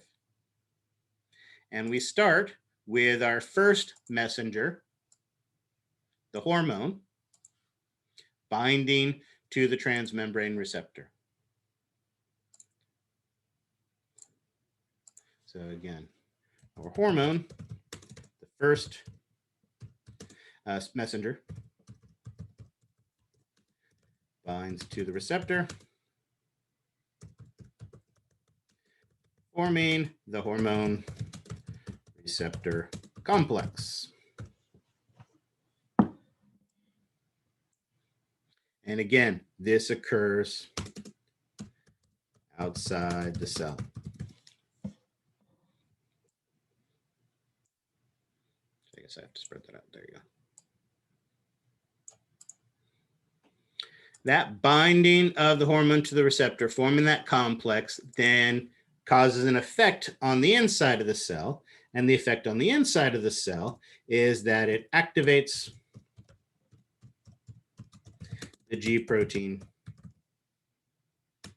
on the inside of the cell. And again, the fact that I keep capitalizing outside and inside should let you know that that is important and definitely something you need to emphasize when you're describing this pathway on the exam.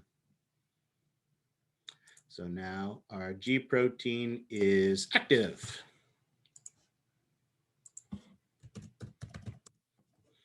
And of course, when our G protein is active, what's it going to do? Move down the plasma membrane. Move down the plasma membrane. Excellent. Right? It is a peripheral membrane protein, and it migrates down the plasma membrane.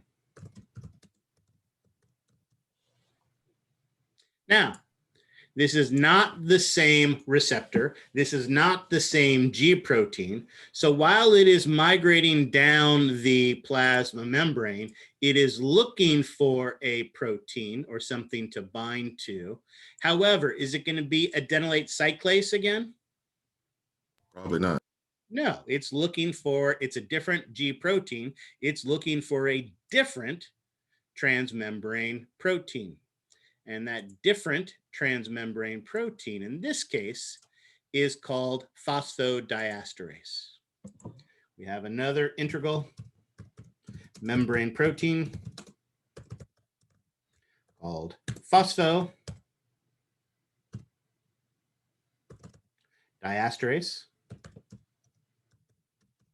which the good news is once you've spelled out phosphodiesterase once, you can abbreviate it PDE. Oops, I didn't spell it right.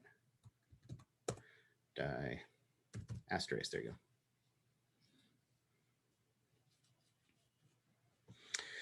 go. PDE, sorry, PDE. Excellent. And of course, this phosphodiesterase is an enzyme. And when our G protein binds to it,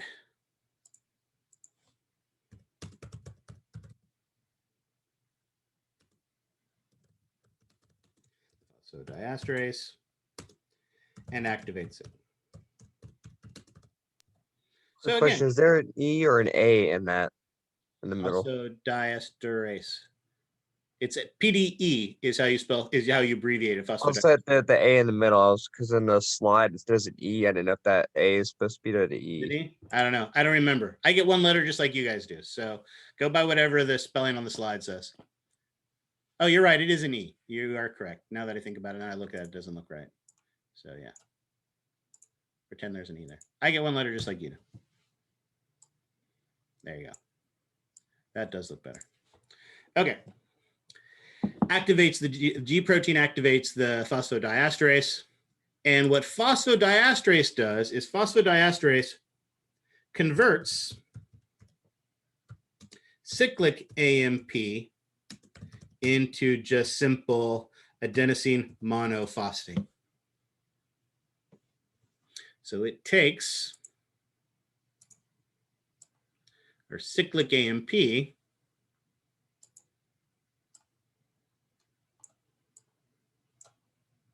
and converts it into just AMP.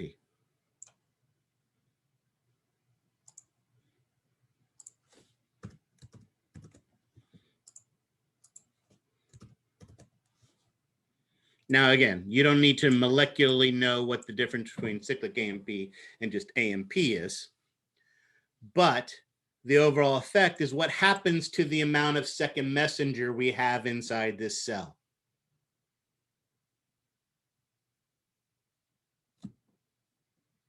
Do we have more second messenger or less second messenger when we turn on this enzyme? Excellent. So this decreases the amount of cyclic AMP inside the cell.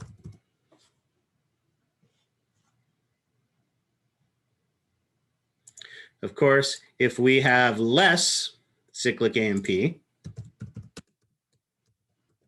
means that we are going to activate fewer kinases. And if we activate fewer kinases, we can open fewer channels, or you can think of it as channels close, right? Fewer enzymes are turned on. Fewer channels are expressed. And of course, the net effect of that is we get a decrease in the overall metabolism of the cell. And again, one hormone binding to one receptor can convert thousands of cyclic AMP. So again, we have this cascade effect with amplification. So again, we get this big, big effect from even just a single protein binding. One gives us a lot of AMP, one gives us very little AMP. So we're increasing metabolism, we're decreasing metabolism. So a similar process, we're just turning on a different enzyme. And so it changes the amount of ATP, cyclic AMP that we have. And again, our cyclic AMP is the second messenger. We always want to point out what our first messenger is and our second messenger. All right. Questions on that?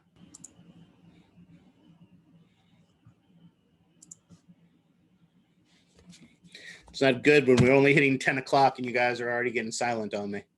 I warned you, we have a lot of dense material to cover all these next 2 days, but even though I said I wouldn't say it on recording, I will remind you, we have a ton of information to cover over these 2 days.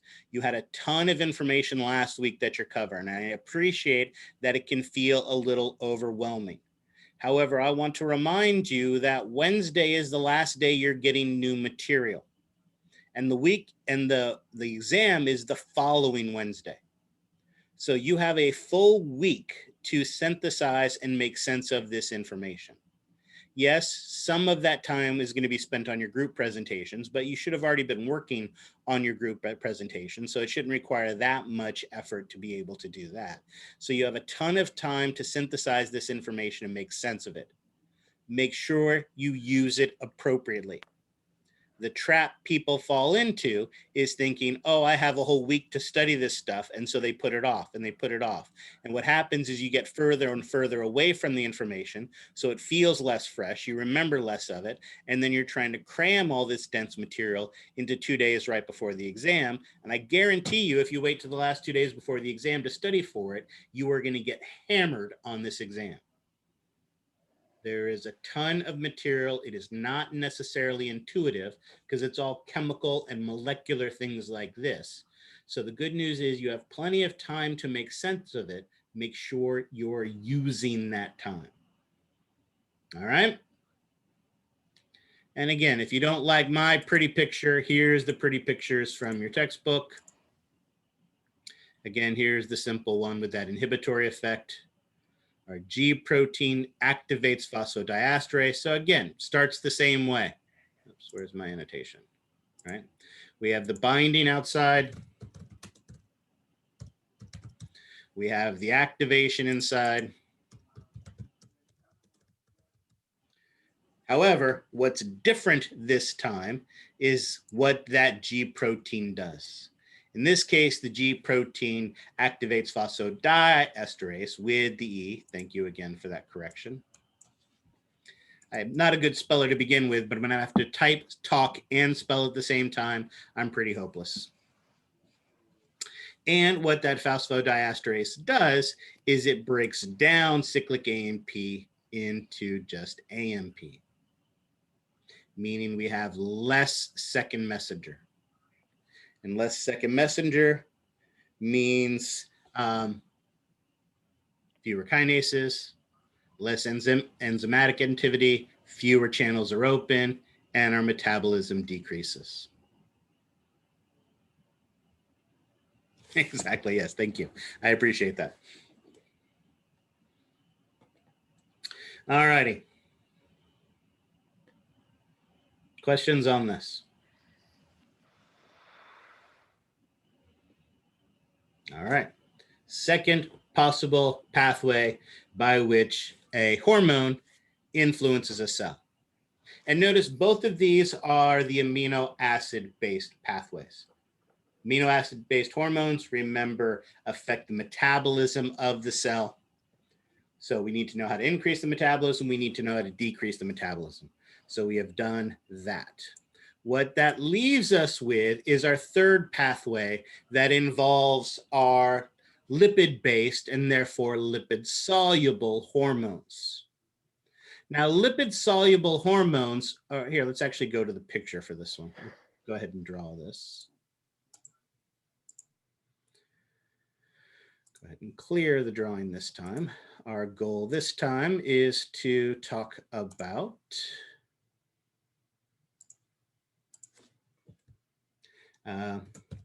lipid-based hormones. And lipid-based hormones basically stimulate protein synthesis. Right? This is how we make new proteins. And again, making proteins was a two-step process. What were those 2 steps again?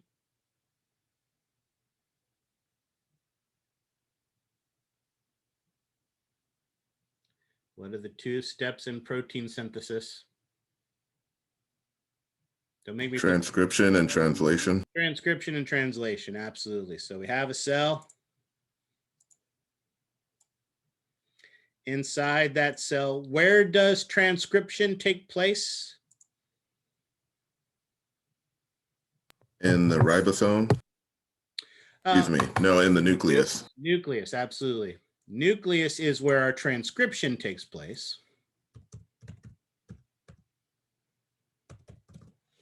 Oops, hold on. Let's make that there and do that.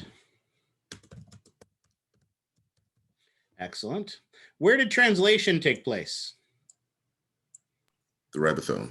There you go. Redemption. And where are most of those ribosomes found? In the cytosol. True. Bound to what? Cytoplasm. Where in the cytoplasm? On the rough endoplasmic reticulum. Yeah, we have those interconnected cisternae. And on those interconnected cisternae, we have those ribosomes where our translation is going to take place. Start codons and anticodons and all of the fun stuff that went along with that, that I'm sure you all remember with 100% accuracy. Excellent. And then, of course, that goes to the Golgi apparatus to be cut and modified and molded and everything else. So let's throw a couple, nope. Let's throw a couple Golgi apparatus cisternae in here with a little bit of vesicles, where again, we are going to modify the amino acids, functional proteins in the Golgi apparatus, or Golgi complex. And then, of course, once there, those proteins will go wherever they're going to be out expressed, or they'll be, so we're going to express them on the plasma membrane, like a channel or receptor, etc. Or we can release it from the cell, like a secretion, or like I said, it could even form an organelle. Be part of an organelle, whatever, etc. So all of that goes on. And of course, that transcription that occurs in the nucleus takes place on the chromatin,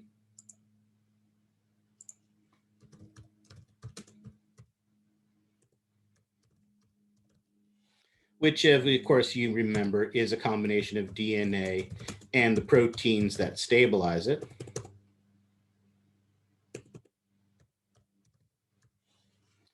Excellent. And does anybody remember what percentage of the DNA actually codes for proteins?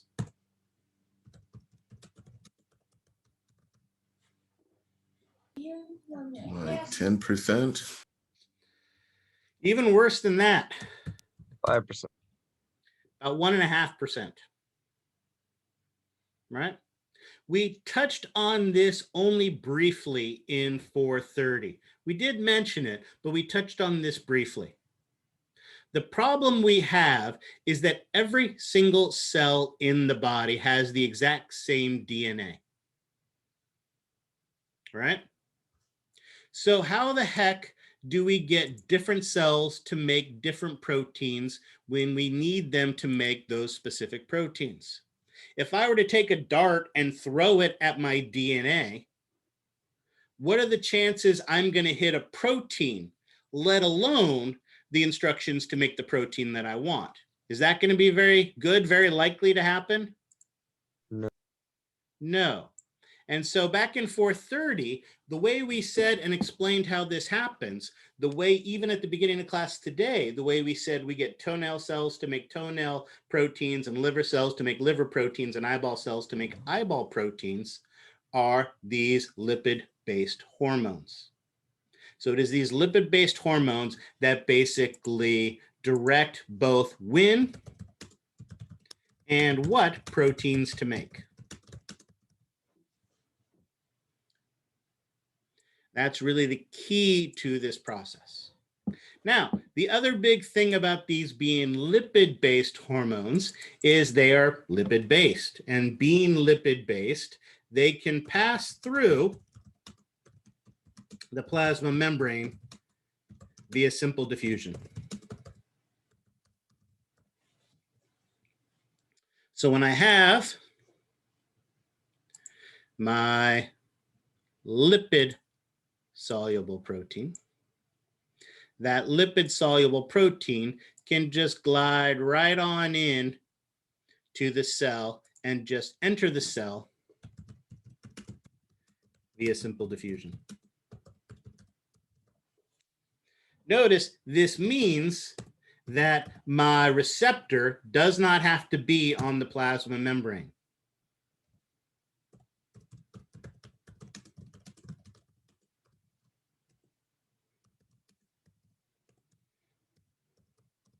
Instead,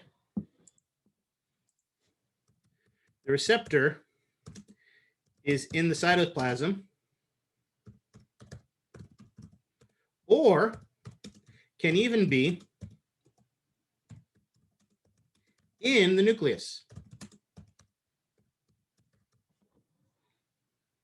So our protein, I'm gonna have to change the size of it now.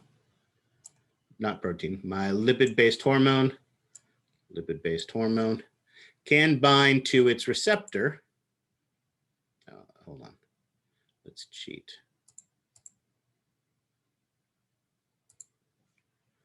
So here's my receptor,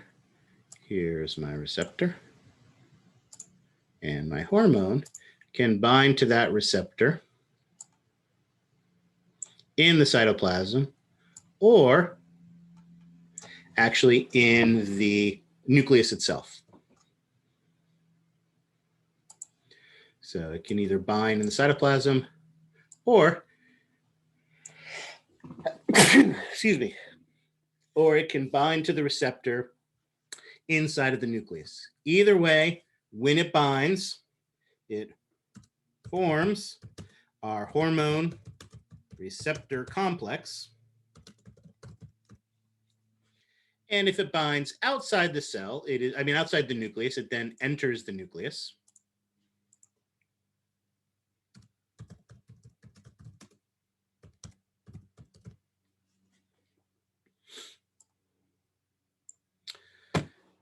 And then it is going to initiate transcription. Now let's think about transcription and go back again. Does anybody remember how many steps were in transcription?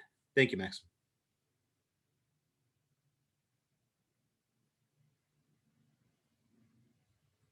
Anybody remember? I know it was a long time ago. You haven't thought of that in a long time. Anybody have a vague recollection? 3. There you go. That's a good start. Excellent. Anybody remember what they were?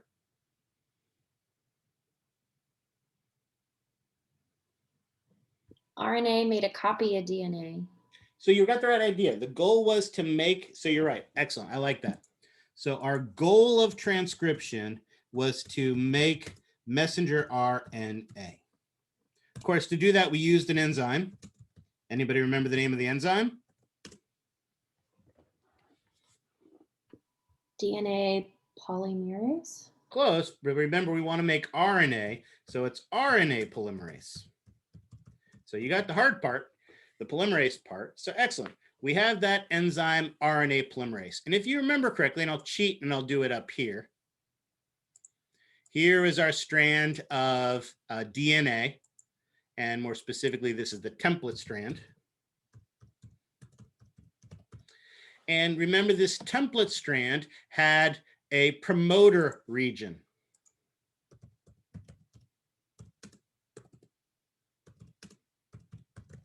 It was typically a sequence like AAA, TTT, or something along those lines. And so what would happen is that our RNA polymerase, we said, would bind at the promoter region, initiation. Once it initiated, it would move down the template strand, elongation, until it reached a terminator region, a terminator sequence.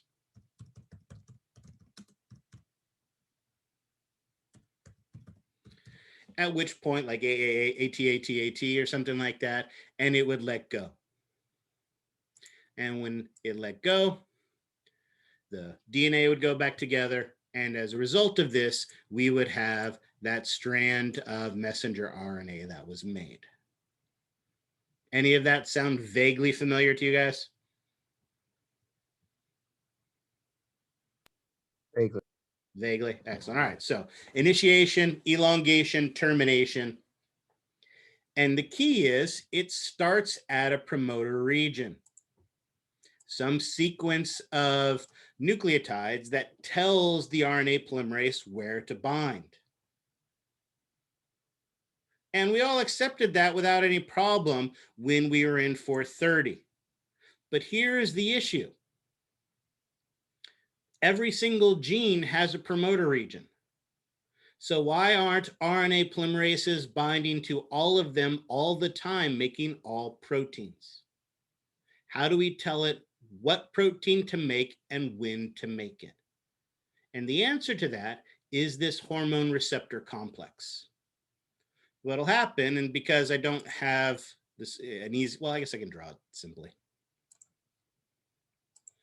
What's going to happen is this hormone receptor complex is going to come to the DNA, and it is going to bind specifically at the promoter region for the gene we want to express. Once that binds there, then and only then can the RNA polymerase bind to the promoter region and start moving along the DNA. So it is the hormone receptor complex that actually allows the RNA polymerase to bind. It directs it where to bind and allows it to bind. So I'm going to abbreviate it. Hormone receptor complex binds to the promoter region of the specific gene. And this allows the RNA polymerase to bind and start transcription.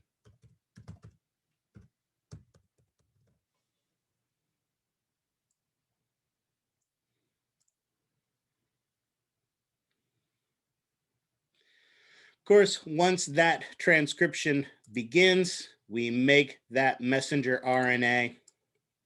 The messenger RNA then leaves to go to the ribosome, which then makes a sequence of amino acids, which then goes to the Golgi apparatus and is compiled to make the protein. And once we make that protein is shipped somewhere in our body to serve some function. Released, adding a receptor to the outer surface, or whatever it is there. Now, of the processes, which do you think is faster? Amino acid based or lipid based? Amino Acid base is much, much faster. If you think about it, with amino acid base, we are just turning light switches on and off. This process is a relatively slow process compared to the other one, but notice this one is much more powerful.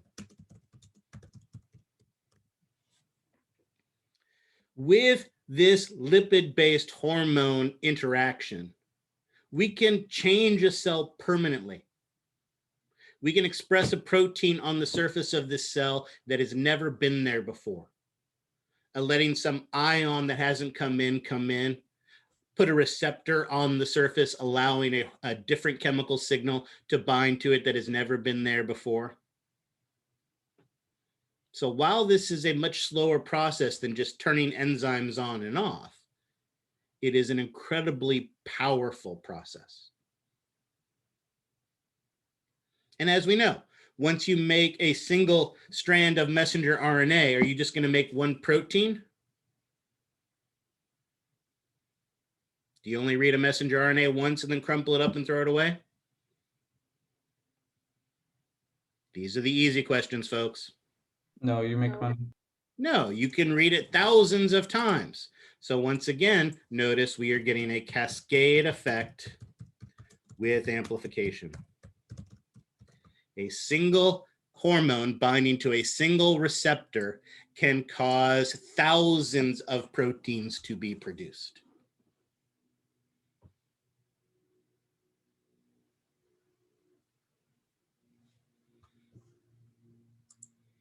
Oops, wrong button.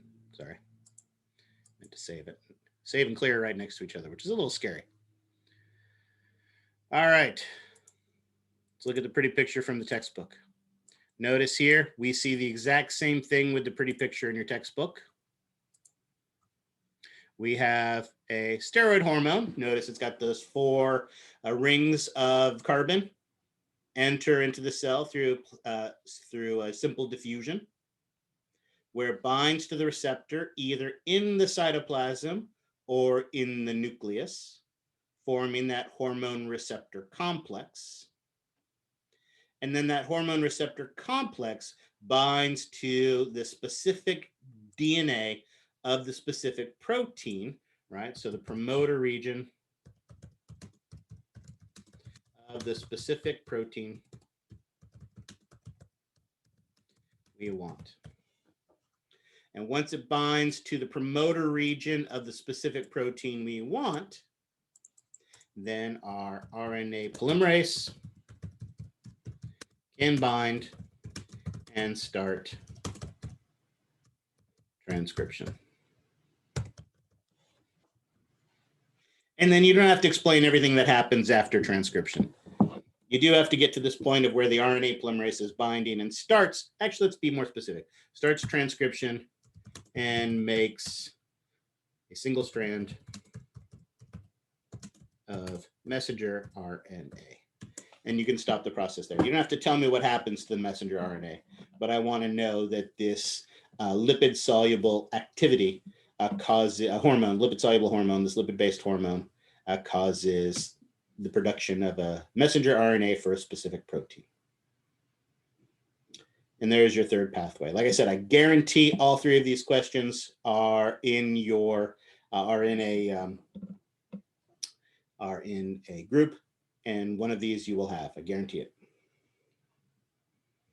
All right. Questions on that?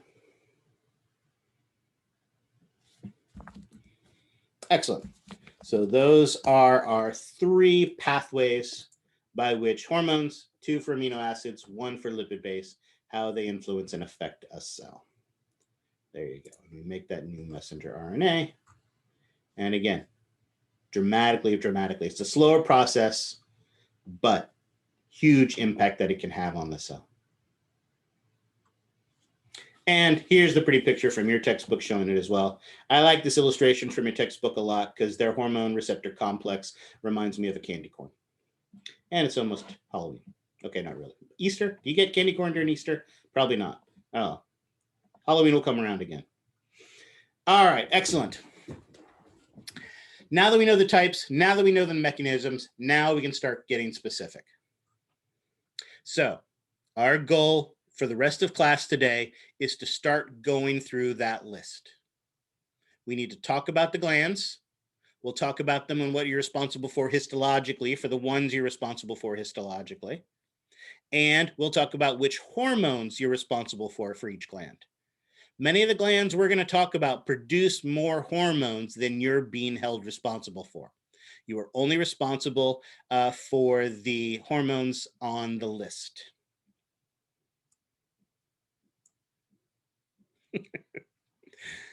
Again, for some of them, you need to know the class as well as one specific example when that's appropriate.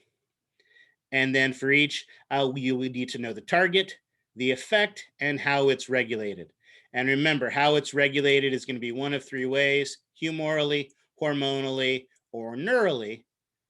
So you need to know one of those 3 types, but you also need to know what the specific signal is as well.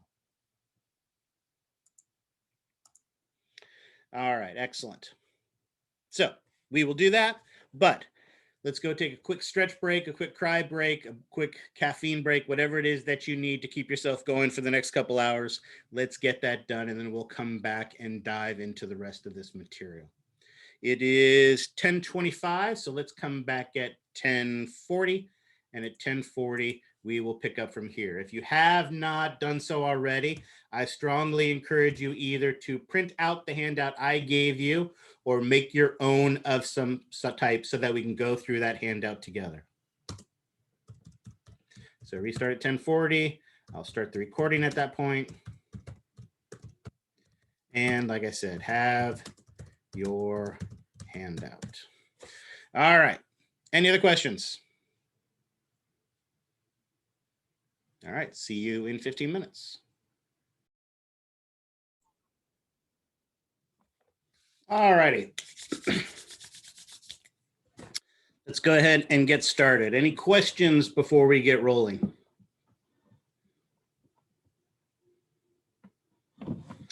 All right, excellent. Then let's go ahead and dive in with our first and our biggest of the organs. Well, okay, not necessarily size-wise, but one of the more important ones, the hypophysis, or which is a fancy way of saying the pituitary gland. Here's a picture that we should all remember and know and love from 430. Anybody remember where the pituitary gland is located? Part of it's below the hypothalamus and part of it's in the back of the diencephalon. Okay, I like that. Excellent. So that's a great way of describing it. Absolutely. Diencephalon is this kind of bird shape, you know, like the duck and the bill. So it is this down here that is the pituitary gland, or what is known as the hypophysis. Excellent. Notice it happens to be sitting inside of a U-shaped bone feature. Anybody remember what that U-shaped bone feature is called? Good. What is it? So close.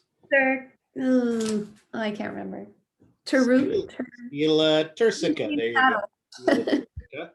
Right. The scilla turcica, remember, is the U-shaped portion of the bone, forming an indentation, which, if you remember at the time, we called the hypophyseal fossa, the indentation for the hypophysis. And let's ask an easier question. Anybody remember what bone the scilla turcica, the hypophyseal fossa, is a bone feature of? What bone is this that it is a bone feature of? Palatine? No, not the palatine, although that's a good guess. That is kind of a nice central bone. There you go. Sphenoid bone. Excellent. All of which is testable material on the exam. You do need to remember that, so we will remind that. But I want you, if you look closely at this illustration, you'll notice one other thing about it as well. Notice that the pituitary gland is kind of divided into two different colored parts. And that is indeed the case. There's this great picture from the textbook, not a textbook, this is a chart that's in the classroom. Remember, another place we can get pictures from the classroom is by going to that virtual anatomy lab from Cosumnes River College. And notice if we go to the models and the charts on this, we can see, although we can't see it really well on this picture, we do have a nice illustration of it here. So here we see that nice dangly pituitary gland sitting down, or hypophysis. Again, both are acceptable terms. And you'll notice again, there are two main parts to this. Notice it also, as someone mentioned, is, I think Laura said it, it is below the hypothalamus and connect to it, dangling below the diencephalon. Anybody know what the name of this structure that it dangles down from is? Infundibulum. Infundibulum, excellent. So it's dangling down there on that infundibulum. So we see it nicely there. And the other place where we can see it nicely is in your textbook. Now, the pituitary gland, or hypophysis, is what is often referred to as the master endocrine gland. It is called the master endocrine gland because it produces over a dozen different hormones. And many of these hormones are things like thyroid stimulating hormone, right? Hormones that influence other endocrine glands. So many of its hormones provide that hormonal control of other endocrine glands.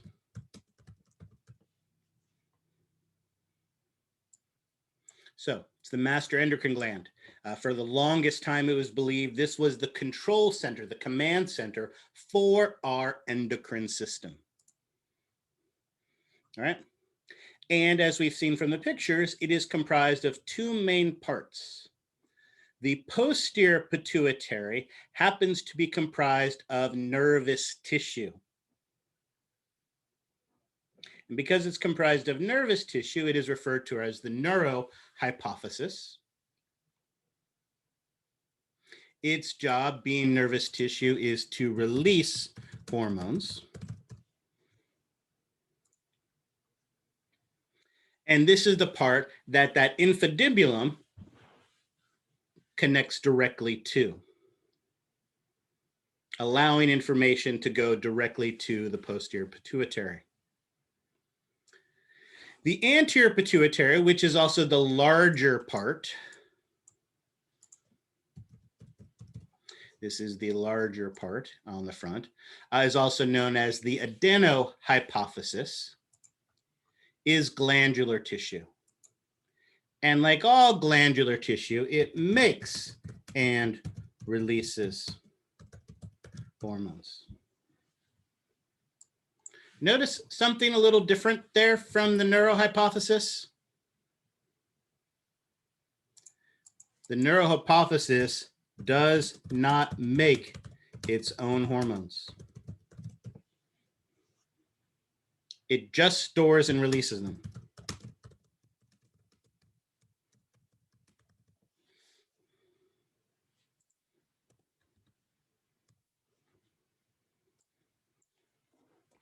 But the adenohypophysis, or anterior pituitary, and again, you may use either term on the exam. If I show you that chart and I point, on the exam, if I have a picture like this, and I have an arrow like this, and I ask you to identify this specific structure, you can say neurohypophysis, you can say posterior pituitary, and that is fine. Just make sure you recognize both terms. Because if on the exam, I ask you to identify one hormone that is released by the adenohypophysis, you can't say, I don't have any idea what the adenohypophysis is. So at least be familiar with the terms, but if you don't have to spell adenohypophysis, then you don't have to. Unless I were to ask you for both names of this region, then you would have to name both. Ooh, I like that. That's a good question. I may ask the question that way. Excellent. Spectacular. Now, as I mentioned, the adenohypophysis, the anterior pituitary, is the larger part, and it is divided into three distinct regions. We can see that from the previous illustration, but I think we actually see this better when we look at it histologically.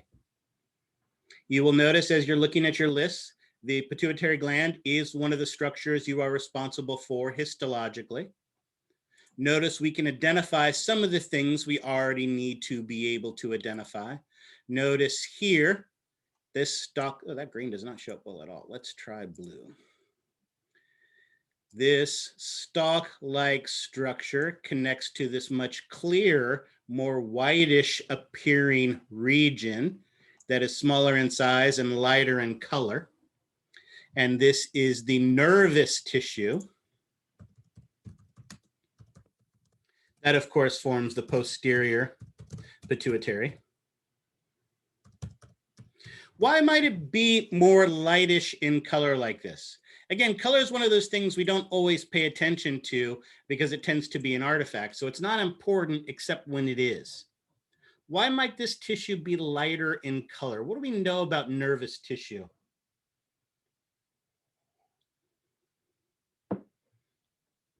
Axons. And what do axons typically have on them? Myelination. Myelin. Myelin, which is essentially hundreds of layers of what? Adipose. Well, you get the right idea. Not adipose so much, but lipids, right? It's the plasma membrane of those. What were the cells that make the myelin in the central nervous system? God, don't you hate it when I Glial ask cells. 430? Say again? Glial It cells. is, but what specific glial cell makes the myelin in the central nervous system? Oligodendrocytes. There you go. See, I just wanted to hear that. I just wanted to hear oligodendrocytes. Absolutely.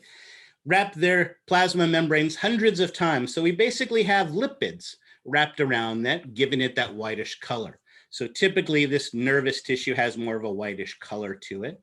And we see that infundibulum as well, that stalk that, as we talked about, connects directly to the posterior pituitary. But notice this big, large anterior pituitary, much darker because it's glandular tissue, kind of has three distinct regions to it. Notice there's this part up here. Let's use a different color. There's this part up here that kind of wraps around the infundibulum. There's the big anterior part that sticks out anteriorly. And there's this transition region. And notice, even at a low magnification, the tissue in here looks different from the rest of the adenohypophysis. This part that wraps around the infundibulum is known as the pars tuberalis. The part that extends out anteriorly is the pars distalis, because it's most distal, furthest away from the posterior pituitary. And the part in the middle is this pars intermedia. Let me clear my drawings off here for a second. Notice this is a very low magnification view, but if we increase the magnification of this and use a slightly different stain, we can see these areas pretty distinctly. Notice back here is our posterior pituitary, right? Notice we can't really see the axons or the tracks, the bundles of axons and things like that, but we do see these special glial cells that help to store and release the hormones from our posterior pituitary. And any idea what these glial cells might be called that help to store and release? If only I had a list of the histology I was responsible for, I might be able to figure those out. There you go, pituocytes.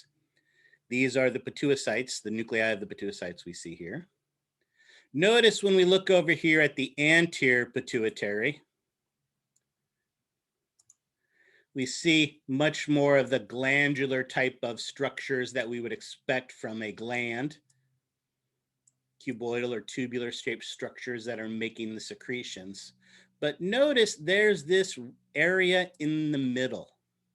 This area in the middle is that pars intermedia. This pars intermedia is glandular. It is part of the anterior pituitary. But what's unique about this pars intermedia is there's only one hormone that can potentially be produced in these pars intermedia. The pituocytes store and release the posterior pituitary hormones, which we'll get to in a second. But I want to finish talking about this pars intermedia first. What is the one hormone that can potentially be produced, but typically isn't, from this pars intermedia? I have a big, huge list of anterior pituitary hormones. There's something special about one of them. Melanocyte stimulating? Yeah, melanocyte stimulating hormone. What made you guess that? The asterisk? There you go, absolutely. That asterisk indicates that that hormone can potentially be produced here in the pars intermedia, but typically isn't. Now, what was that hormone called again? Melanocyte stimulating hormone? Excellent. What do you think the target of a melanocyte stimulating hormone is? Melanin? Well, but what's the target? Melanocytes. Melanocytes, absolutely. Now, Laura's got the right idea. What, of course, do melanocytes do? Produce melanin. They produce melanin, absolutely, right? Which is why when you're sitting here in your chair like I am, and that bear with an axe walks in the room, I can release melanocyte stimulating hormones, which stimulates my melanocytes to make a bunch of dark pigment, allowing me to blend into the dark chair that I'm sitting in behind me so that the bear with the axe doesn't see me. Now my life makes so much sense.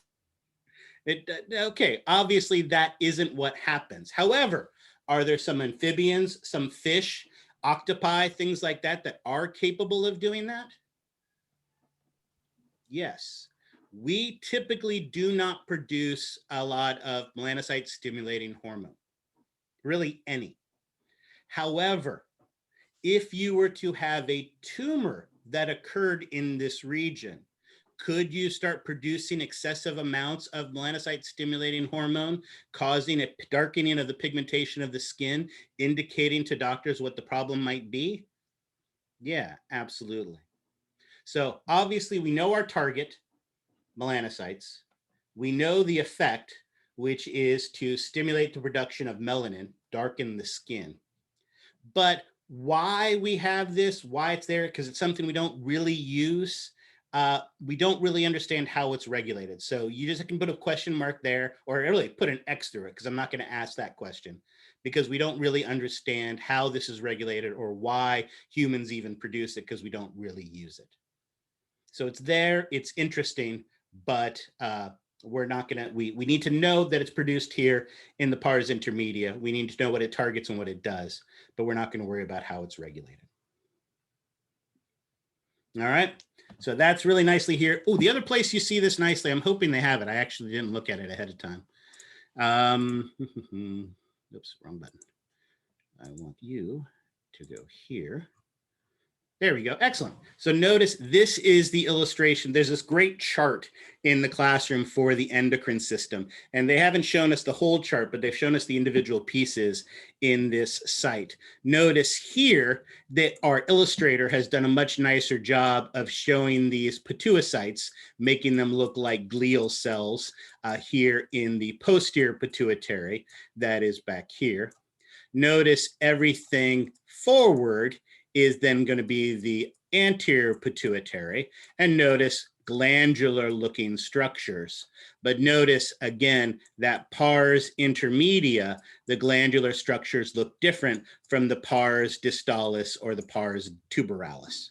So we've got glandular tissues here, and again, this middle region, the pars intermedia, is just capable of producing that melanocyte stimulating hormone, but doesn't. In the previous slide, like the actual, This one? no, the other one that was the actual cross section of the Oh, yeah. pituitary. Which part was the pars tuberalis? So this up here, because again, remember, it's on a slide, so it's been twisted a little bit. Notice this part of the anterior pituitary would kind of wrap around the infundibulum. So the part that's across from the infundibulum is the pars tuberalis. The part that is right next to the posterior pituitary is the pars intermedia. And like I said, even at a low magnification, you can see how this tissue looks different from the tissue out here and even the tissue up here. And then obviously the majority of this is the pars distalis. All right. So there is the anatomy and histology that you're responsible for on the pituitary gland. And we've seen it a couple of different ways. Let's talk about the hormones that are released. However, we have one more issue we have to talk about. Remember, as I said, the anterior pituitary is called the master endocrine gland. And for the longest time, because it produces over a dozen different hormones that control the other endocrine glands, it was believed to be the command center for the endocrine system. And only about 25 years ago, which is really not that long if you think of it from a scientific standpoint, did we finally realize that actually it's the hypothalamus that actually controls the pituitary gland. So yes, the pituitary gland controls all the other endocrine glands, but the hypothalamus controls the pituitary gland. It's kind of like politics, right? The president is the figurehead, the one in front who everybody believes controls the country. However, we all know that behind him is the Illuminati. And the Illuminati is the secret behind the president controlling the president. Well, the hypothalamus is the secret behind the pituitary gland controlling the pituitary gland. All right? Don't pretend like the Illuminati doesn't exist. That's a whole other subject. I've read those Dan Brown books. I know it's out there. All right. But the hypothalamus's job, that is a valid example. Okay, maybe not. But the point is the hypothalamus actually controls what the pituitary gland does. Now, that's tricky. The hypothalamus is that bridge between the nervous system and the endocrine system. So not surprisingly, it is kind of a mixed structure in that it has both neural and endocrine functions. And its job, as we learned in 430, is regulation. Thirst, hunger, body temperature, controlling our limbic system. Right? There are all these basic life functions that are controlled by our hypothalamus. But the other thing the hypothalamus does is it controls the pituitary gland. It is the control center for the endocrine system. The beauty of this is that, again, to make decisions, it is able to receive all types of information. As part of the nervous system, it can receive action potentials. Then those action potentials are able to influence and affect what we do. But it also can receive chemical signals, hormones. It can monitor and regulate information on how much calcium we have in the blood, what our blood pH is, and all these types of things like that. So it can receive all types of information, both action potentials and chemical signals. We have top-down processing. Remember when we talked about top-down processing, we talk about all those cognitive effects, right? Can emotions affect things like hunger? Can pain affect things like body temperature? Yes. Yeah, absolutely. All these types of things, your moods, your emotions, what you believe to be the case, all of these are types of things that can have physiological effects on your body. Absolutely. So it can receive all this information, but it does have one challenge. It has to talk to both parts of the pituitary gland. And both parts are made of different tissue. There is a nervous tissue and there's an endocrine tissue, glandular tissue of our pituitary gland. So it needs to communicate to those in two different ways. Let's take a look at this. Do I want to do it here? Yeah, let's do it this way. I'm going to draw it.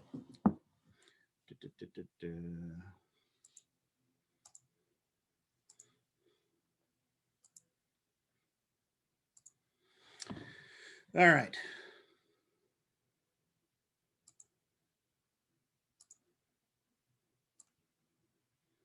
Here's my hypothalamus.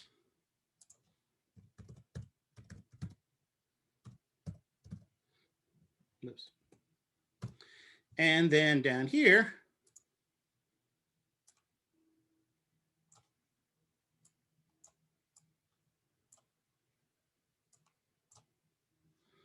is my pituitary gland. And let's go ahead and divide it. Again, I know it's not divided evenly, but for our purposes, I'm going to divide it evenly so I have more room to write. And here will be our posterior pituitary. And someone remind me again, our posterior pituitary is what type of tissue? nervous. Nervous tissue.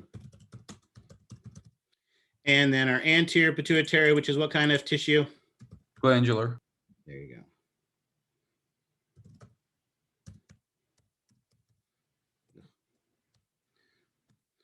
Glandular tissue. All right.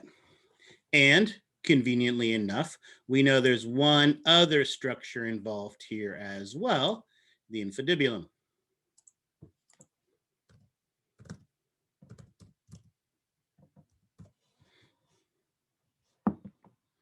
And let's cheat and connect them directly. Perfect. So, as we know, our posterior pituitary, being nervous tissue, does not produce its own hormones.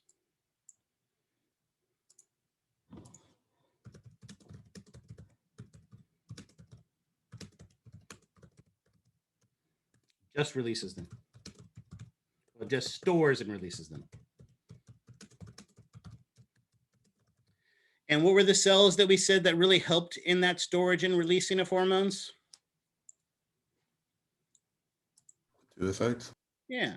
So down here we have a pituicyte.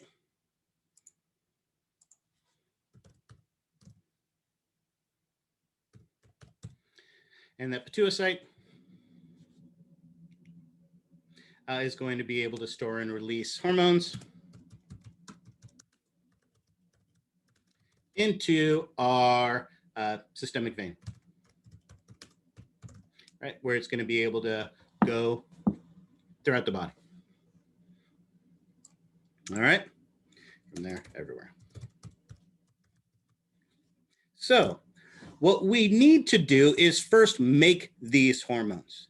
They're not made here. So it turns out up here in our hypothalamus is where we make the posterior pituitary hormones. And because we're going to talk about it in a minute, how many hormones are we responsible for in the posterior pituitary? 2. 3. What are they? Antidiuretic hormone and oxytocin. And I'm going to abbreviate them in the interest of space right here, but absolutely. So up here, it is going to make the 2 posterior pituitary hormones, antidiuretic hormone and oxytocin. So what we need is we need a way to get those hormones to the pituicytes and a way to tell those pituicytes how to do that. And conveniently enough for us, we have things called neurons. Neurons, whoops, no, hold on, I want that to be black. Neurons, of course, have big centrally located cell bodies. This neuron is located completely in the central nervous system. So how would we identify it functionally? It's not sensory, it's not motor, so that makes it an interneuron. And what is the structural classification of an interneuron? You really did think all of that nervous system stuff you learned last semester wasn't going to be important, didn't you? Multipolar, which of course means that it has multiple dendrites on it and one singular axon. That axon travels down the infundibulum and then is going to release its hormones as a neurotransmitter that can be picked up by the pituicyte and stored and then ultimately released from the pituicyte when it is time. Notice what this means then. If I want the posterior pituitary to release antidiuretic hormone or oxytocin, how would I be regulating this?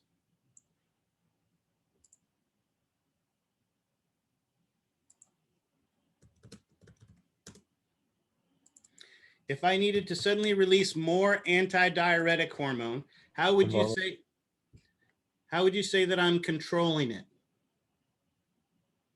Signals from the kidney.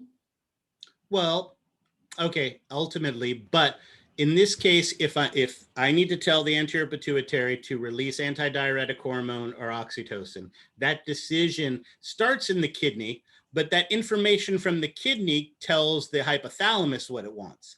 And how does the hypothalamus tell the posterior pituitary what to do?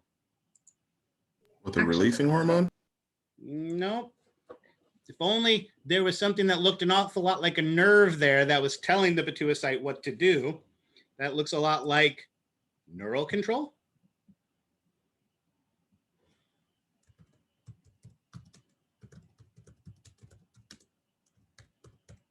Is there some way of differentiating from when the hypothalamus is going to use neural control versus hormonal control? Yes. Or is that just a case by case? No, it's not case by case, it's side by side. If you want to communicate with nervous tissue, guess how you're going to communicate with nervous tissue? Neurally. However, notice that the anterior pituitary is glandular tissue. And because it's glandular tissue, we're going to have to communicate to it a different way. So notice for both antidiuretic hormone and oxytocin, they are both controlled neurally by the by the hypothalamus.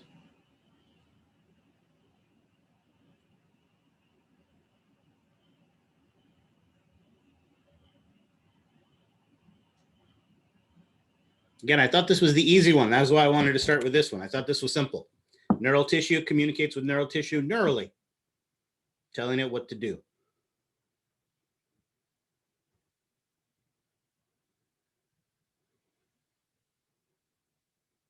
All right. And again, this is because our hypothalamus is both nervous tissue and glandular tissue.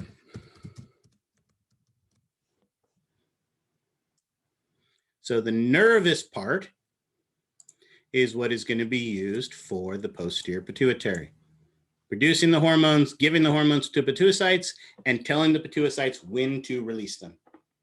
Neural control of the posterior pituitary. Questions on that? Because again, this is just going to get worse. All right. So our posterior pituitary also is glandular tissue.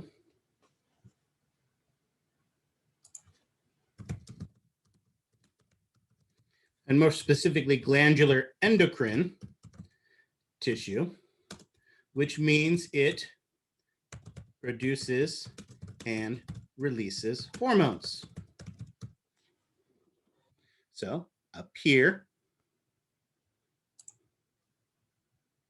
in our hypothalamus are these glands, glandular cells, glandular tubules that are making and releasing hormones. Now, it makes and releases two classes of hormones.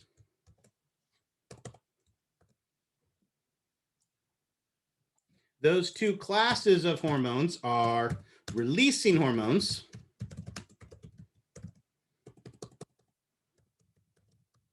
and inhibiting hormones.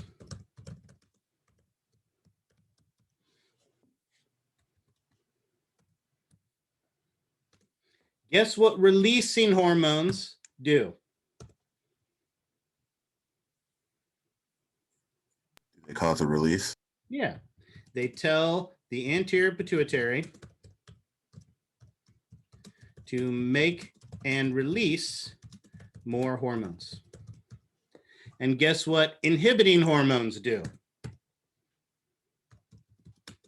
Do they tell the anterior pituitary to stop releasing hormones?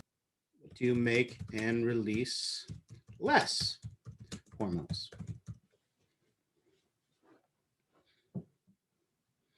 Now, let's think about this. Do I just want one releasing hormone and one inhibiting hormone so that I tell the anterior pituitary to make more of all of its hormones or make less of all of its hormones? Remember, our anterior pituitary is producing over a dozen hormones. Do I want to just have a bunch more of all of them made or a bunch less of all of them made? No, I want to be specific. So, for instance, there is a thyroid stimulating hormone, releasing hormone, and a thyroid stimulating hormone, inhibiting hormone. Guess what the thyroid stimulating hormone, releasing hormone does? Causes the anterior pituitary to release more of the thyroid stimulating. There you go. hormone. So this one would tell the anterior pituitary makes and releases more thyroid stimulating hormone.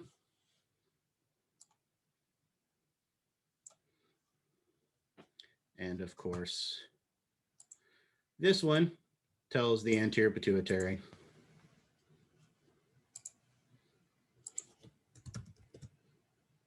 makes and releases less thyroid stimulating hormone.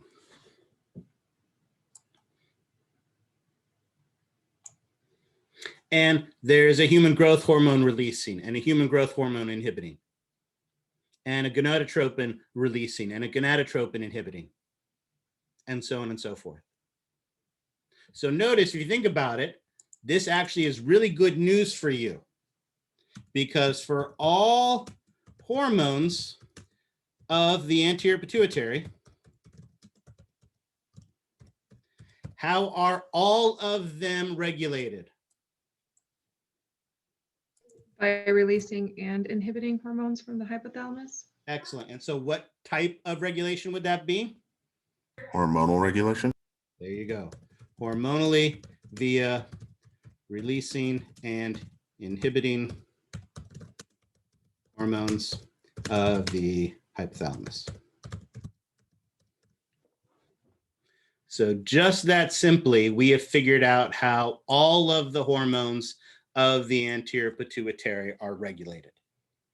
The posterior pituitary ones are regulated neurally.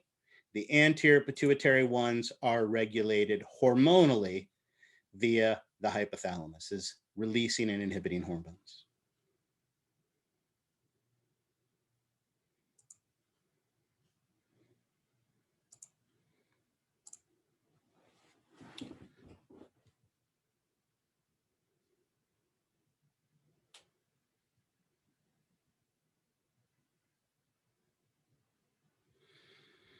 All right, with me so far, we have to add one more layer on this. So if this isn't making sense now, it's just going to get worse. So any questions before we move on? So on the chart list you have under the regulated by, for all the anterior pituitary, the answer is the same. Yep. Hormonally via releasing and inhibiting hormones of the hypothalamus. And guess what?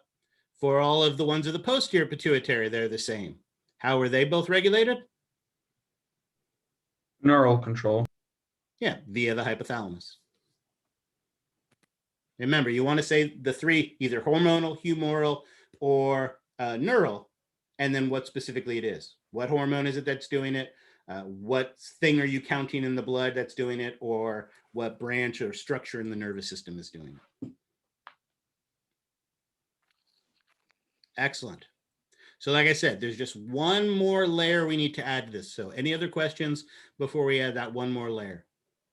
Yes, going back to the handout for hypothalamus regulated by its neural and glandular tissue. So yes, so that's that. So great question. Notice when it comes to controlling the hypothalamus is the top. It's the Illuminati. Is it just getting information from one location to make its decisions?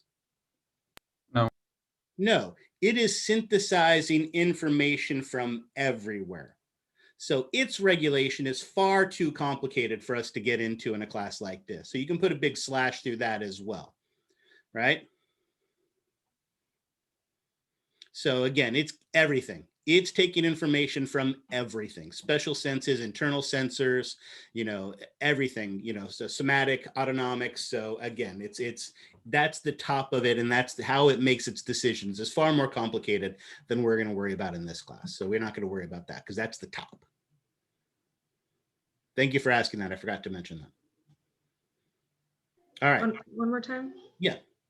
Put an X through it. We're not going to worry about how the hypothalamus is regulated because it's too complicated. All right. But what we do have to worry about is how we're getting these hypothalamus hormones to the anterior pituitary. Normally, we know that there would be a capillary that would feed in. So, or more specifically, we would have an artery that would feed into our hypothalamus. Then we would have some capillary in here where it would pick up the things. And then we would have a vein that left, and that vein would go back to the heart, like all veins do. And of course, once these hypothalamic hormones got to the heart, it would be distributed everywhere. Eventually, it would get to the anterior pituitary, but would that be a very efficient way of getting these to the anterior pituitary that's right next door? No.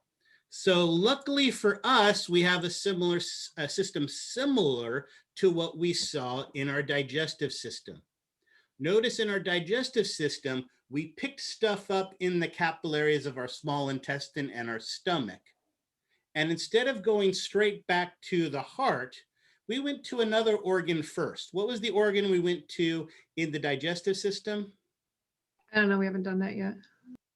Yes, but you know what it is. To get to the liver, what blood vessel did we travel in to get to the liver? The hepatic portal vein. Yeah, there was the hepatic portal system. Well, guess what? What we have here is the hypophyseal portal system.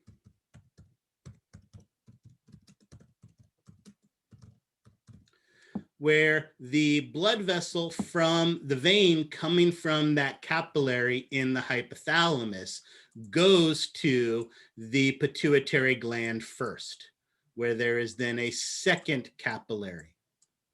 In this second capillary, we can give off the releasing and inhibiting hormones. Oops.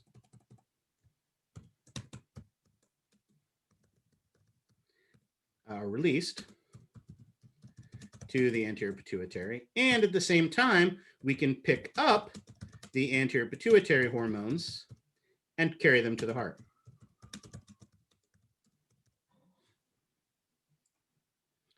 So the hormones from the hypothalamus go straight to the anterior pituitary, and then the anterior pituitary's hormones enter and then goes off to the body. And again, if you don't like my pretty pictures for this, let's take a look at the pretty pictures from your textbook. Notice for the anterior pituitary, we have this hypophyseal portal system where the hypothalamus's cells, and I know they look like neurons, but really they're glandular tissue. But these neurons are giving their releasing and inhibiting hormones to that capillary, which carries it directly to the anterior pituitary, where it can give off that hormone, telling the anterior pituitary what to do. And then the anterior pituitary puts its hormones in the capillary, and off to the heart it goes. Notice, this is not controlling the posterior pituitary, just the anterior pituitary. So just the anterior pituitary is controlled hormonally via the hypothalamus, those releasing and inhibiting hormones. Conversely, our hypothalamus connects directly neurally to the posterior pituitary, giving the posterior pituitary its hormones that it's making. Notice it makes these hormones antidiuretic hormone and oxytocin in the hypothalamus, carries them to the posterior pituitary to store them. And when it's time, they're released into a typical capillary, which then carries it out to the body.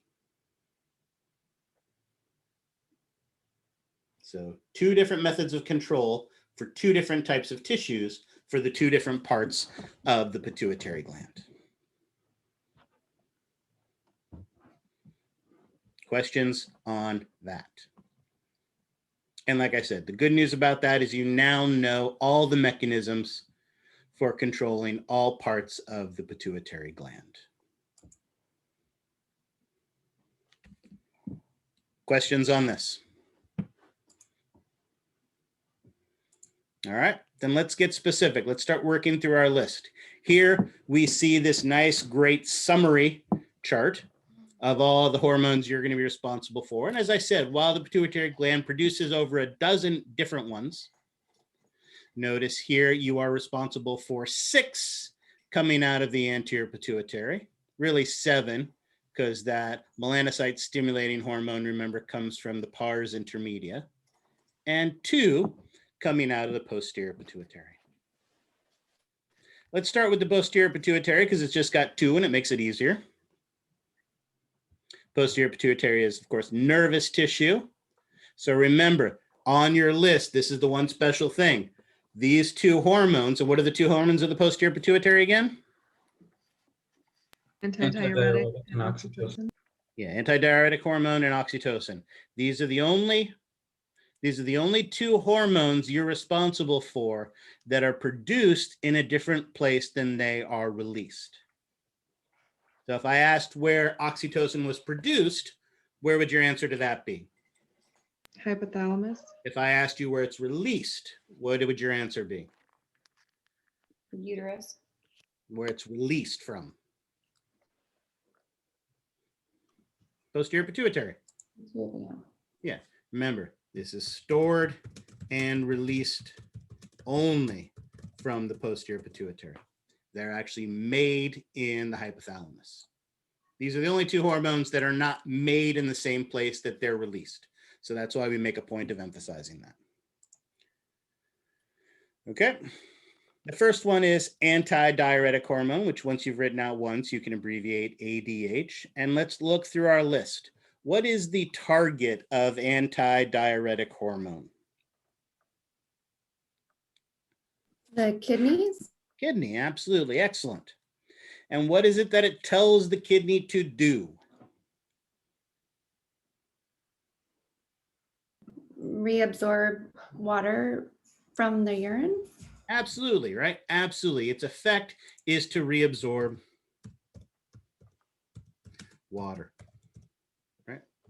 I think we've talked about this once. Obviously, we haven't gotten to the urinary system, but your kidneys during the course of a 24-hour period of time filter out about 200 liters of what we call filtrate out of your blood. Now, do you produce 200 liters of urine during the course of the day? No, we'd be all sitting in the bathroom giving this lecture if that was the case. And more importantly, do you have 200 liters of extra stuff in your blood that you can just get rid of? No. So we reabsorb most of that. However, there are times when like our blood pressure was low, when our blood volume is low, that we want to tell our kidneys to reabsorb more. And that's basically what antidiuretic hormone does. It tells it to reabsorb water, and there's 2 important effects of that. Well, really 3. 2 important effects, let's say it that way. It increases blood volume, which also, of course, increases blood pressure, which is very, very important. The other thing that it does is it concentrates our urine.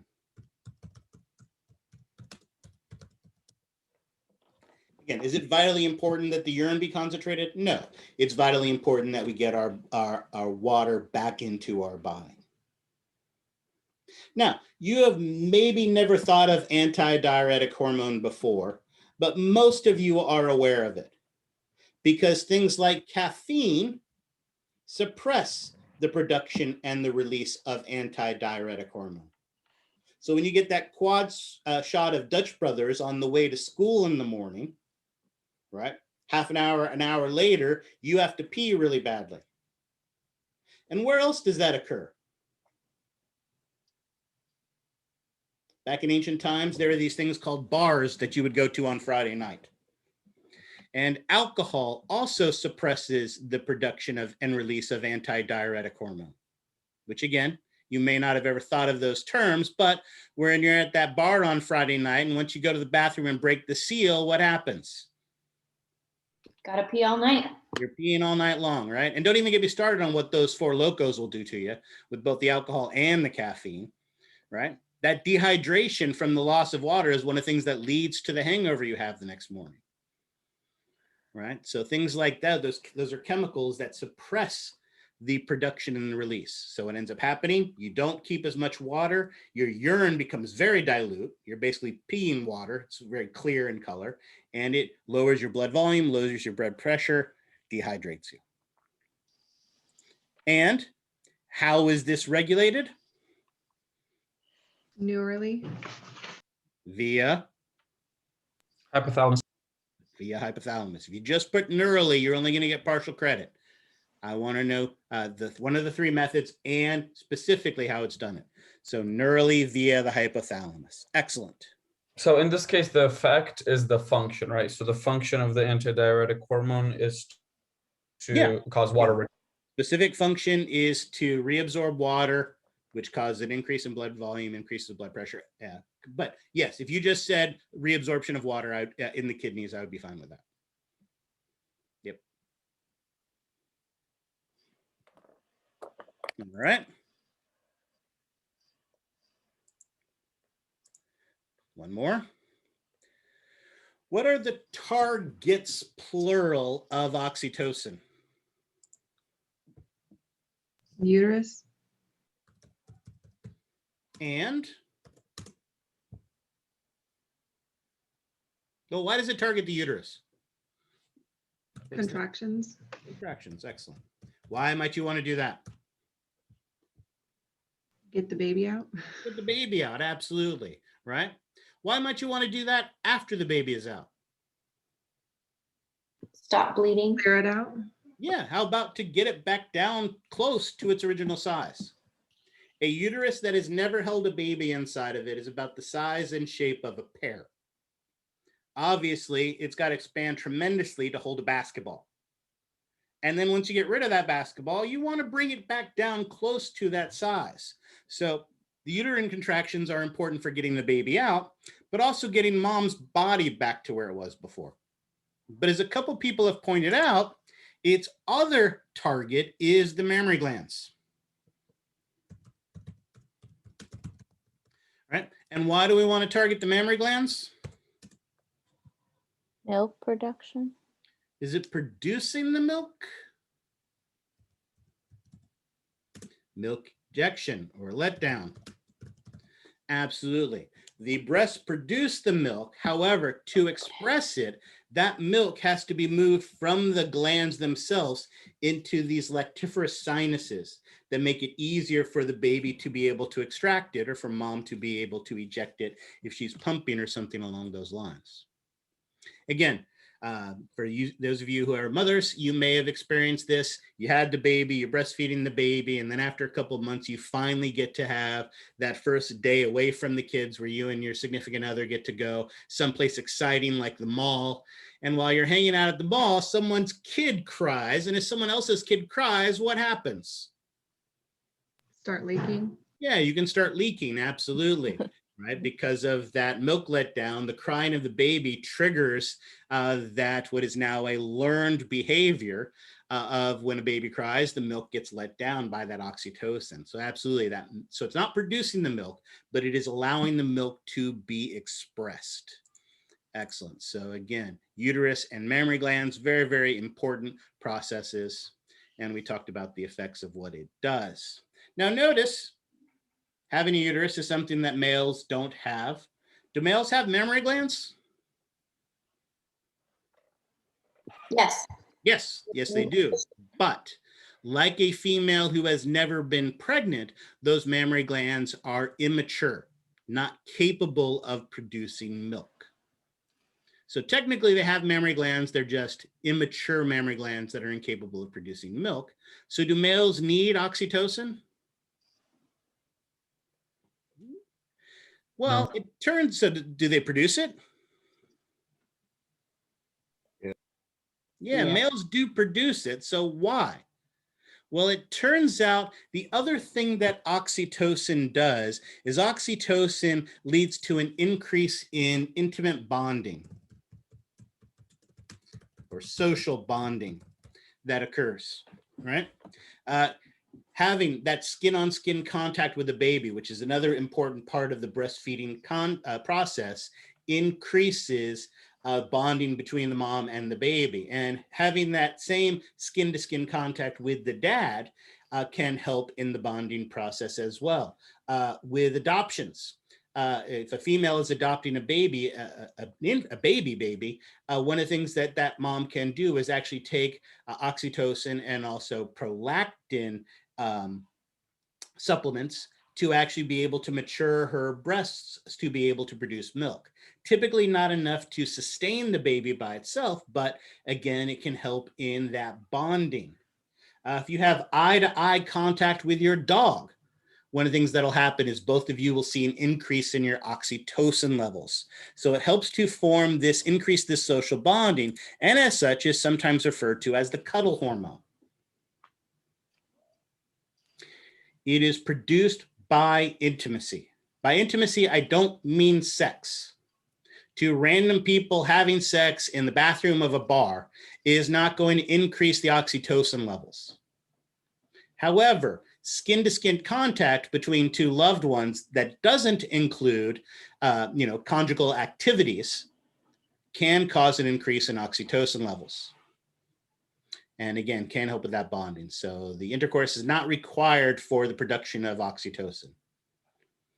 Right, it is a cuddle hormone. It is an increasing, I like that, the stable form, helping to storm stable relationships, increase in social bonding. And to beat the dead horse, how is it regulated? Neurally via the hypothalamus. There you go. See how easy that was? Perfect. Let's switch sides. Anterior pituitary. Anterior pituitary produces a handful of hormones. I think there's 6 you're responsible for, starting first with human growth hormone. What are the targets of human growth hormone? Bones and muscles?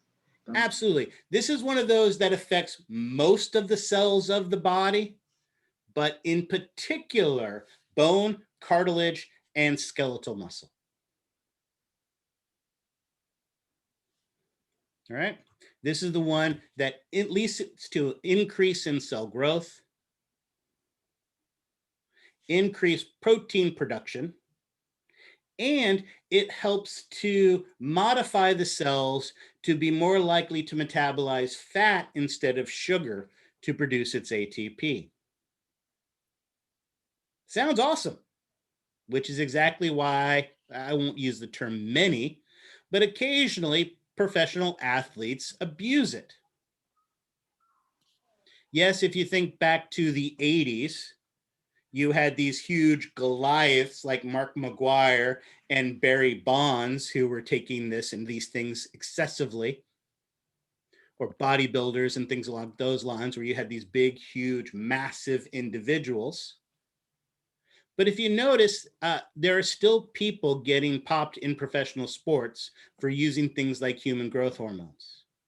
And many of them, when you look at them, they're not big and massive bodybuilder type bodies anymore, right? You see this skinny pitcher who gets popped for using human growth hormones, and you're like, that doesn't make any sense. Why are they doing that? Yes, it makes you bigger and stronger.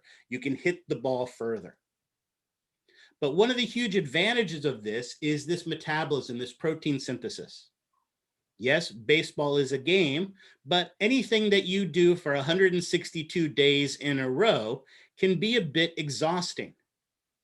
And so taking something like a human growth hormone that can help to increase your rate of recovery, right, both from injuries, but also from the wear and tear of playing, allowing you to be at your optimal level so that you can play at your optimal level for a longer period of time and get better stats and get better contracts and everything else that goes along with it, right? Sounds like a great thing. Of course, it also affects your cartilage, affecting the joints, getting excessive buildup in your joints and bones, causing the ossification of more bones, the bones more quickly. That can cause thinning in the joints. So you often hear of people like Barry Bonds. And again, I don't have to say allegedly with Barry Bonds because he's admitted to doing it. He said he didn't know he was doing it. It was just his trainer that was just putting random things on him, but he at least admitted to it. Right? But people like him have hip problems or knee problems, very stereotypical of that. And again, there are important uses for things like this. There are certain types of dwarfism where what happens is the epiphyseal plates, that hyaline cartilage, ossifies too quickly.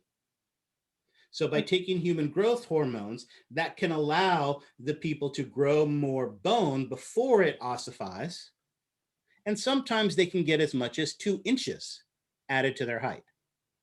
Now, I know most of you think 2 inches isn't that big of a deal, right? There's not a huge difference between 5'6" and 5'8". But if you're talking about the difference between 3'8" and 3'10", that's a huge difference. So for some people, that can be very, very successful, right? Of course, as we know, people like Barry Bonds didn't get to be 10 feet tall. Why weren't they taller when they were taking their human growth hormones? They finished growing in height by Yeah, then? their growth plates had already closed. However, right, Barry Bonds' head got huge, right? Because again, the cartilage in there, the sutures hadn't fully formed when he started taking it. And so often you see an increase in head size in some of these people who take these steroids, right? So again, very important for our normal growth processes, but as we've learned many times, once we start to understand things, we will try to use them to our advantage. And now that we're on to our anterior pituitary, how is our human growth hormone regulated? Hormonally, via hypothalamus. True, although if it's going to be hormonally, you should say the hormone. So hormonal, I would, that would be an example where I'd probably say okay on the exam, but hormonally via releasing and inhibiting hormones. Right. Yep. Awesome. Let's do another one. Kind of already gave this one away. Prolactin. What is our target of prolactin? Mammary glands. There you go. Effect. Produce milk? Yeah, this is the one that causes the production of milk. Absolutely. Allowing the breast to be able to produce the milk necessary to sustain the baby. Again, that doesn't sound like something men would need, but males do produce prolactin. We don't fully understand and appreciate why males produce prolactin. We believe it may play a role in enhancing testosterone production. So prolactin may play a role in increasing sexual secondary characteristics, aggression, libido, things along those lines. So it may play a role in those types of things, enhancing testosterone production, things along those lines. But again, its function in males is not completely understood. So do they produce less? Typically, yes. Typically, the male will have a lower level of prolactin than a female. Oh, well, that, and obviously, prolactin is a great example of, does a female produce prolactin throughout her entire life? No. No, just when she is breastfeeding, right, during that time. So males will, females produce a very low level of it when they're not. Males can produce a very low level of it. And again, its function in males is not fully understood. And even though it's not here, let's beat the dead horse. How is it regulated?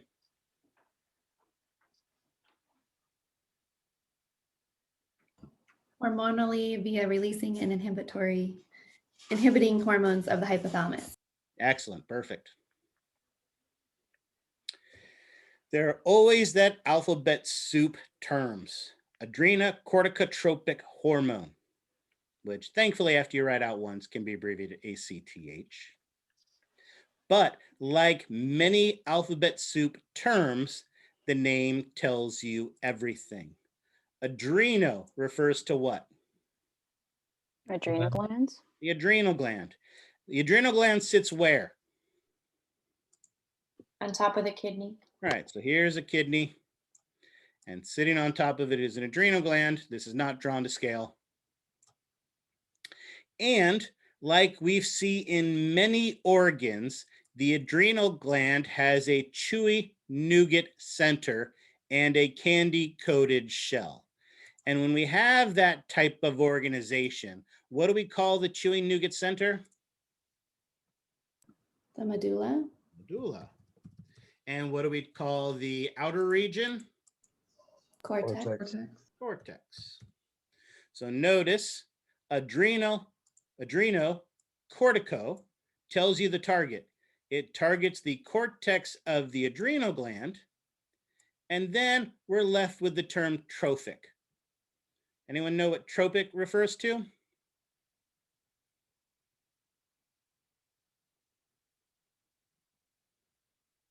To stimulate or to increase the activity of.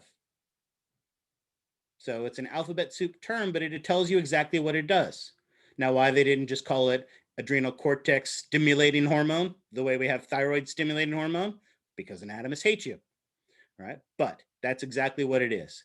It's the adrenal cortex stimulating hormone, but don't call it that on the exam. Adrenal corticotropic. Its name tells you exactly what it is. It targets the cortex of the adrenal gland to increase the activity of the adrenal gland. In particular, it stimulates the production and the release of glucocorticoids. These glucocorticoids help us to regulate our glucose metabolism, typically when dealing with stress.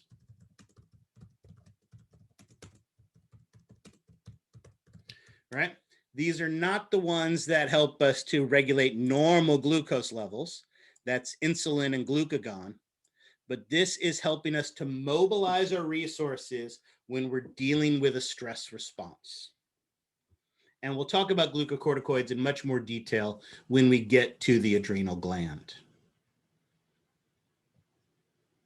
So for now, we just need to know adrenocorticotropic hormone stimulates production and release of our glucocorticoids. And how is it regulated?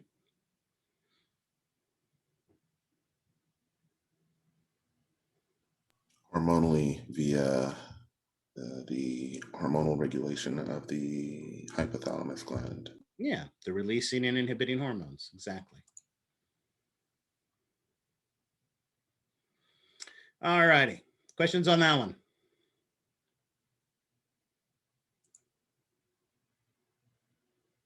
All right, next, our anterior pituitary produces a class of hormones.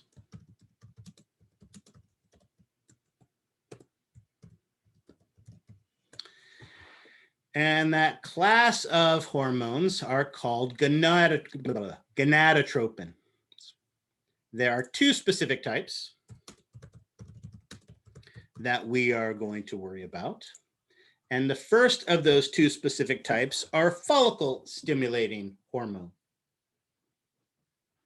Now, again, tropin, we know is a term that refers to the increase in metabolism or increase in activity of. So what does gonado refer to? Gonads. Gonads. And what are the gonads? Ovaries and testes. Ovaries and testes, absolutely. Two dramatically different gonads. So not surprisingly, we're going to have dramatically different functions.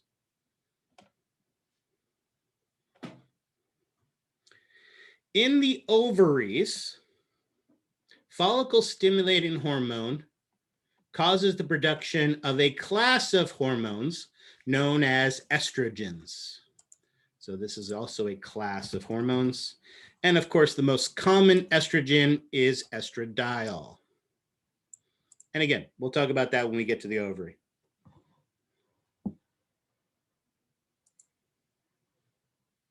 These estrogens obviously lead to the sexual maturation of females, production of secondary sexual characteristics, things along those lines, and notice the key word here, maturation of the oocytes,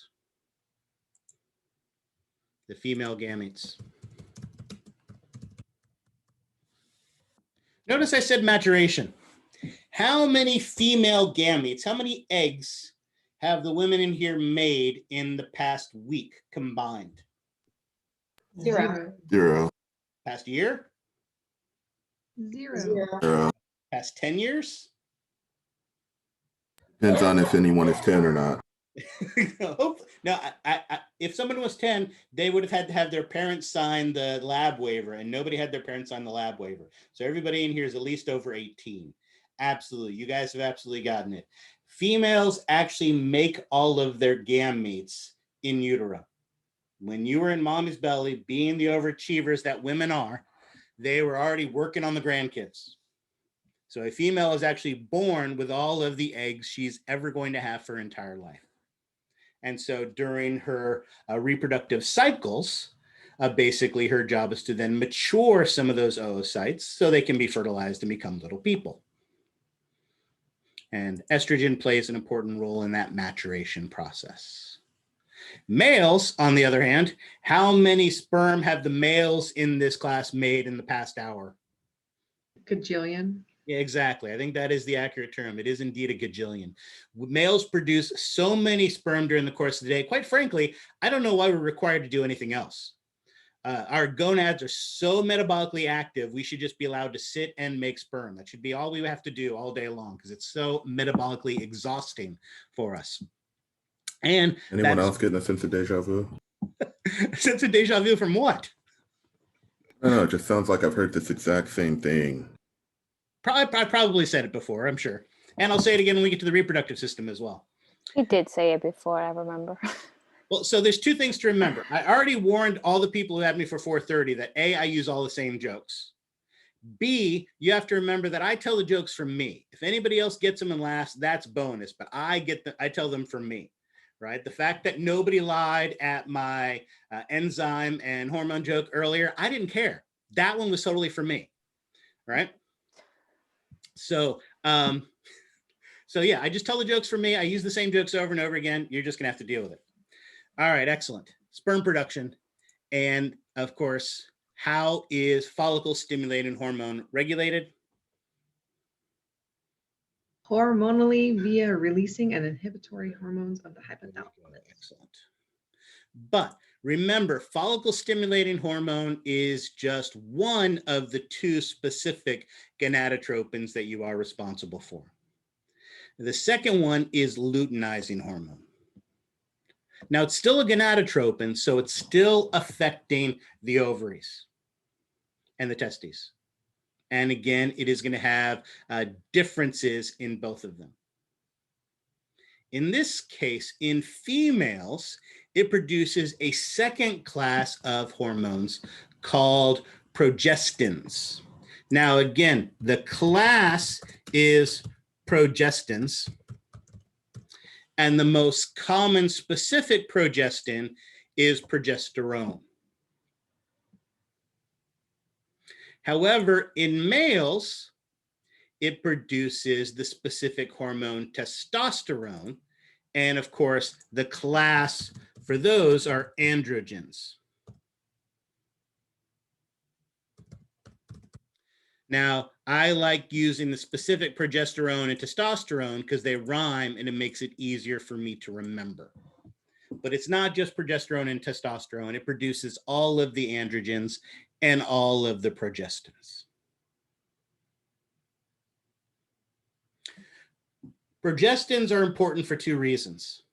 First, as you can see here, it triggers ovulation, telling the ovary to release the egg.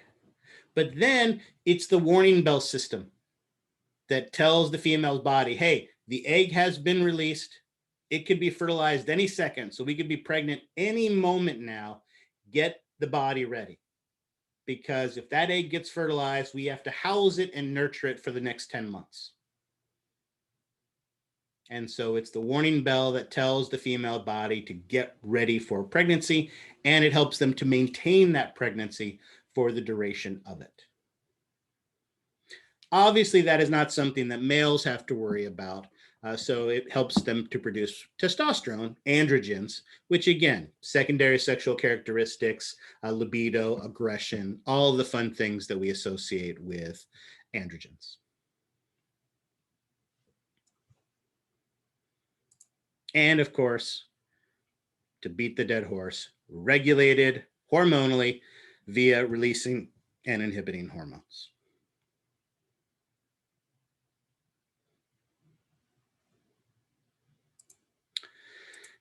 I think this is the last one. Yep. The last anterior pituitary hormone is the one we actually started with, thyroid stimulating hormone, which makes it easy. Its target is the thyroid gland. The effect is to increase production of the thyroid hormones.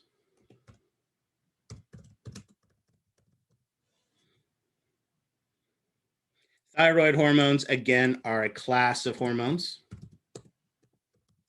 And we'll talk about the two specific ones in just a moment. And to finally beat the horse for the very last time, how is thyroid stimulating hormone regulated?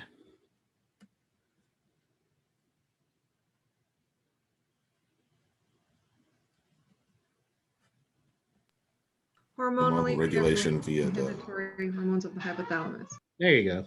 There you go. Hormonally via the releasing and inhibiting hormones of the hypothalamus. Excellent. And that is our anterior pituitary. Can we go back to the hypothalamus real quick? The target, would that be just the pituitary gland?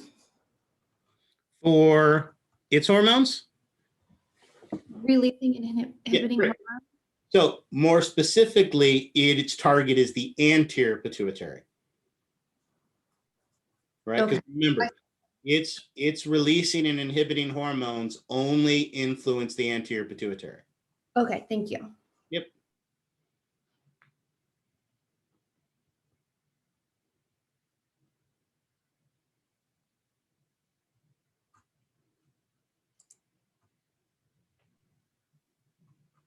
Can you say what the thyroid stimulating hormone targets were and the function? Sorry, I missed it.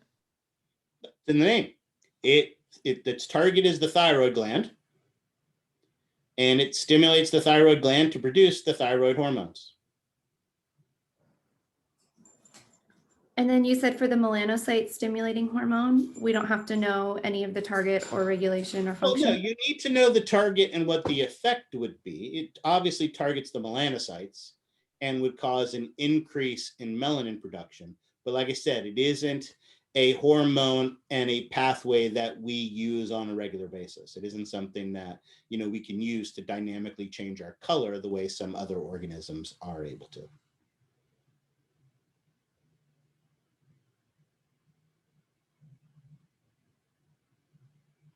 Right, we use the examples of some fish, some lizards, things like that, but even there are certain moths that, depending on the season, change their color from more whitish to more blackish. I mean, rabbits, some rabbits, can change their fur color. The snow rabbits can be whiter during the winter and will be darker during the spring and summer. So, I mean, it's not an uncommon type of ability. It's just one that we don't happen to have. Yeah. All righty, excellent. So again, we only made it through 2 of our endocrine organs, the hypothalamus and the pituitary gland. But as you look at the list, they are by far the most extensive of what we needed to cover. And in fact, that was everything that I wanted to cover for today. So any other questions on any of that? All right, you guys know how the game is played. So now on Wednesday, when we come back, we're going to do the exact same thing with all the rest of the endocrine glands. We'll look at the endocrine glands. We'll describe them, both their gross anatomy and the ones that are you're responsible for histologically. We'll talk about those. And how do you know which glands you're responsible for histologically? It's on the sheet we printed out. Yeah, on that handout, you have the ones that you're responsible for histologically. Right, so absolutely, so excellent. So we will talk about the histology for the ones that need it, the anatomy of all of them, and then obviously their hormones, what they target, what they do, and how they're regulated. That's basically what we're going to do for all of Wednesday. And like I said, and that's it. With that, we're done. That is everything that you're going to be responsible for this section. So again, I know it's a lot of information. I know this is an exhausting day. I know the last week was the exhausting day. I know Wednesday is going to be an exhausting day, but the good news is we're on schedule. We'll be done on lecture on Wednesday, which means Monday, all we have to do are the group presentations. And then Wednesday, you'll have your exam. All right. Questions on any of that? All right, look at that. We finished a whole 35 minutes early. You guys go enjoy your free time, right? Take at least 3.5 of those minutes. And then from there, I want you diving right into the new material. All right, guys, have a good week. I will see you in a couple days.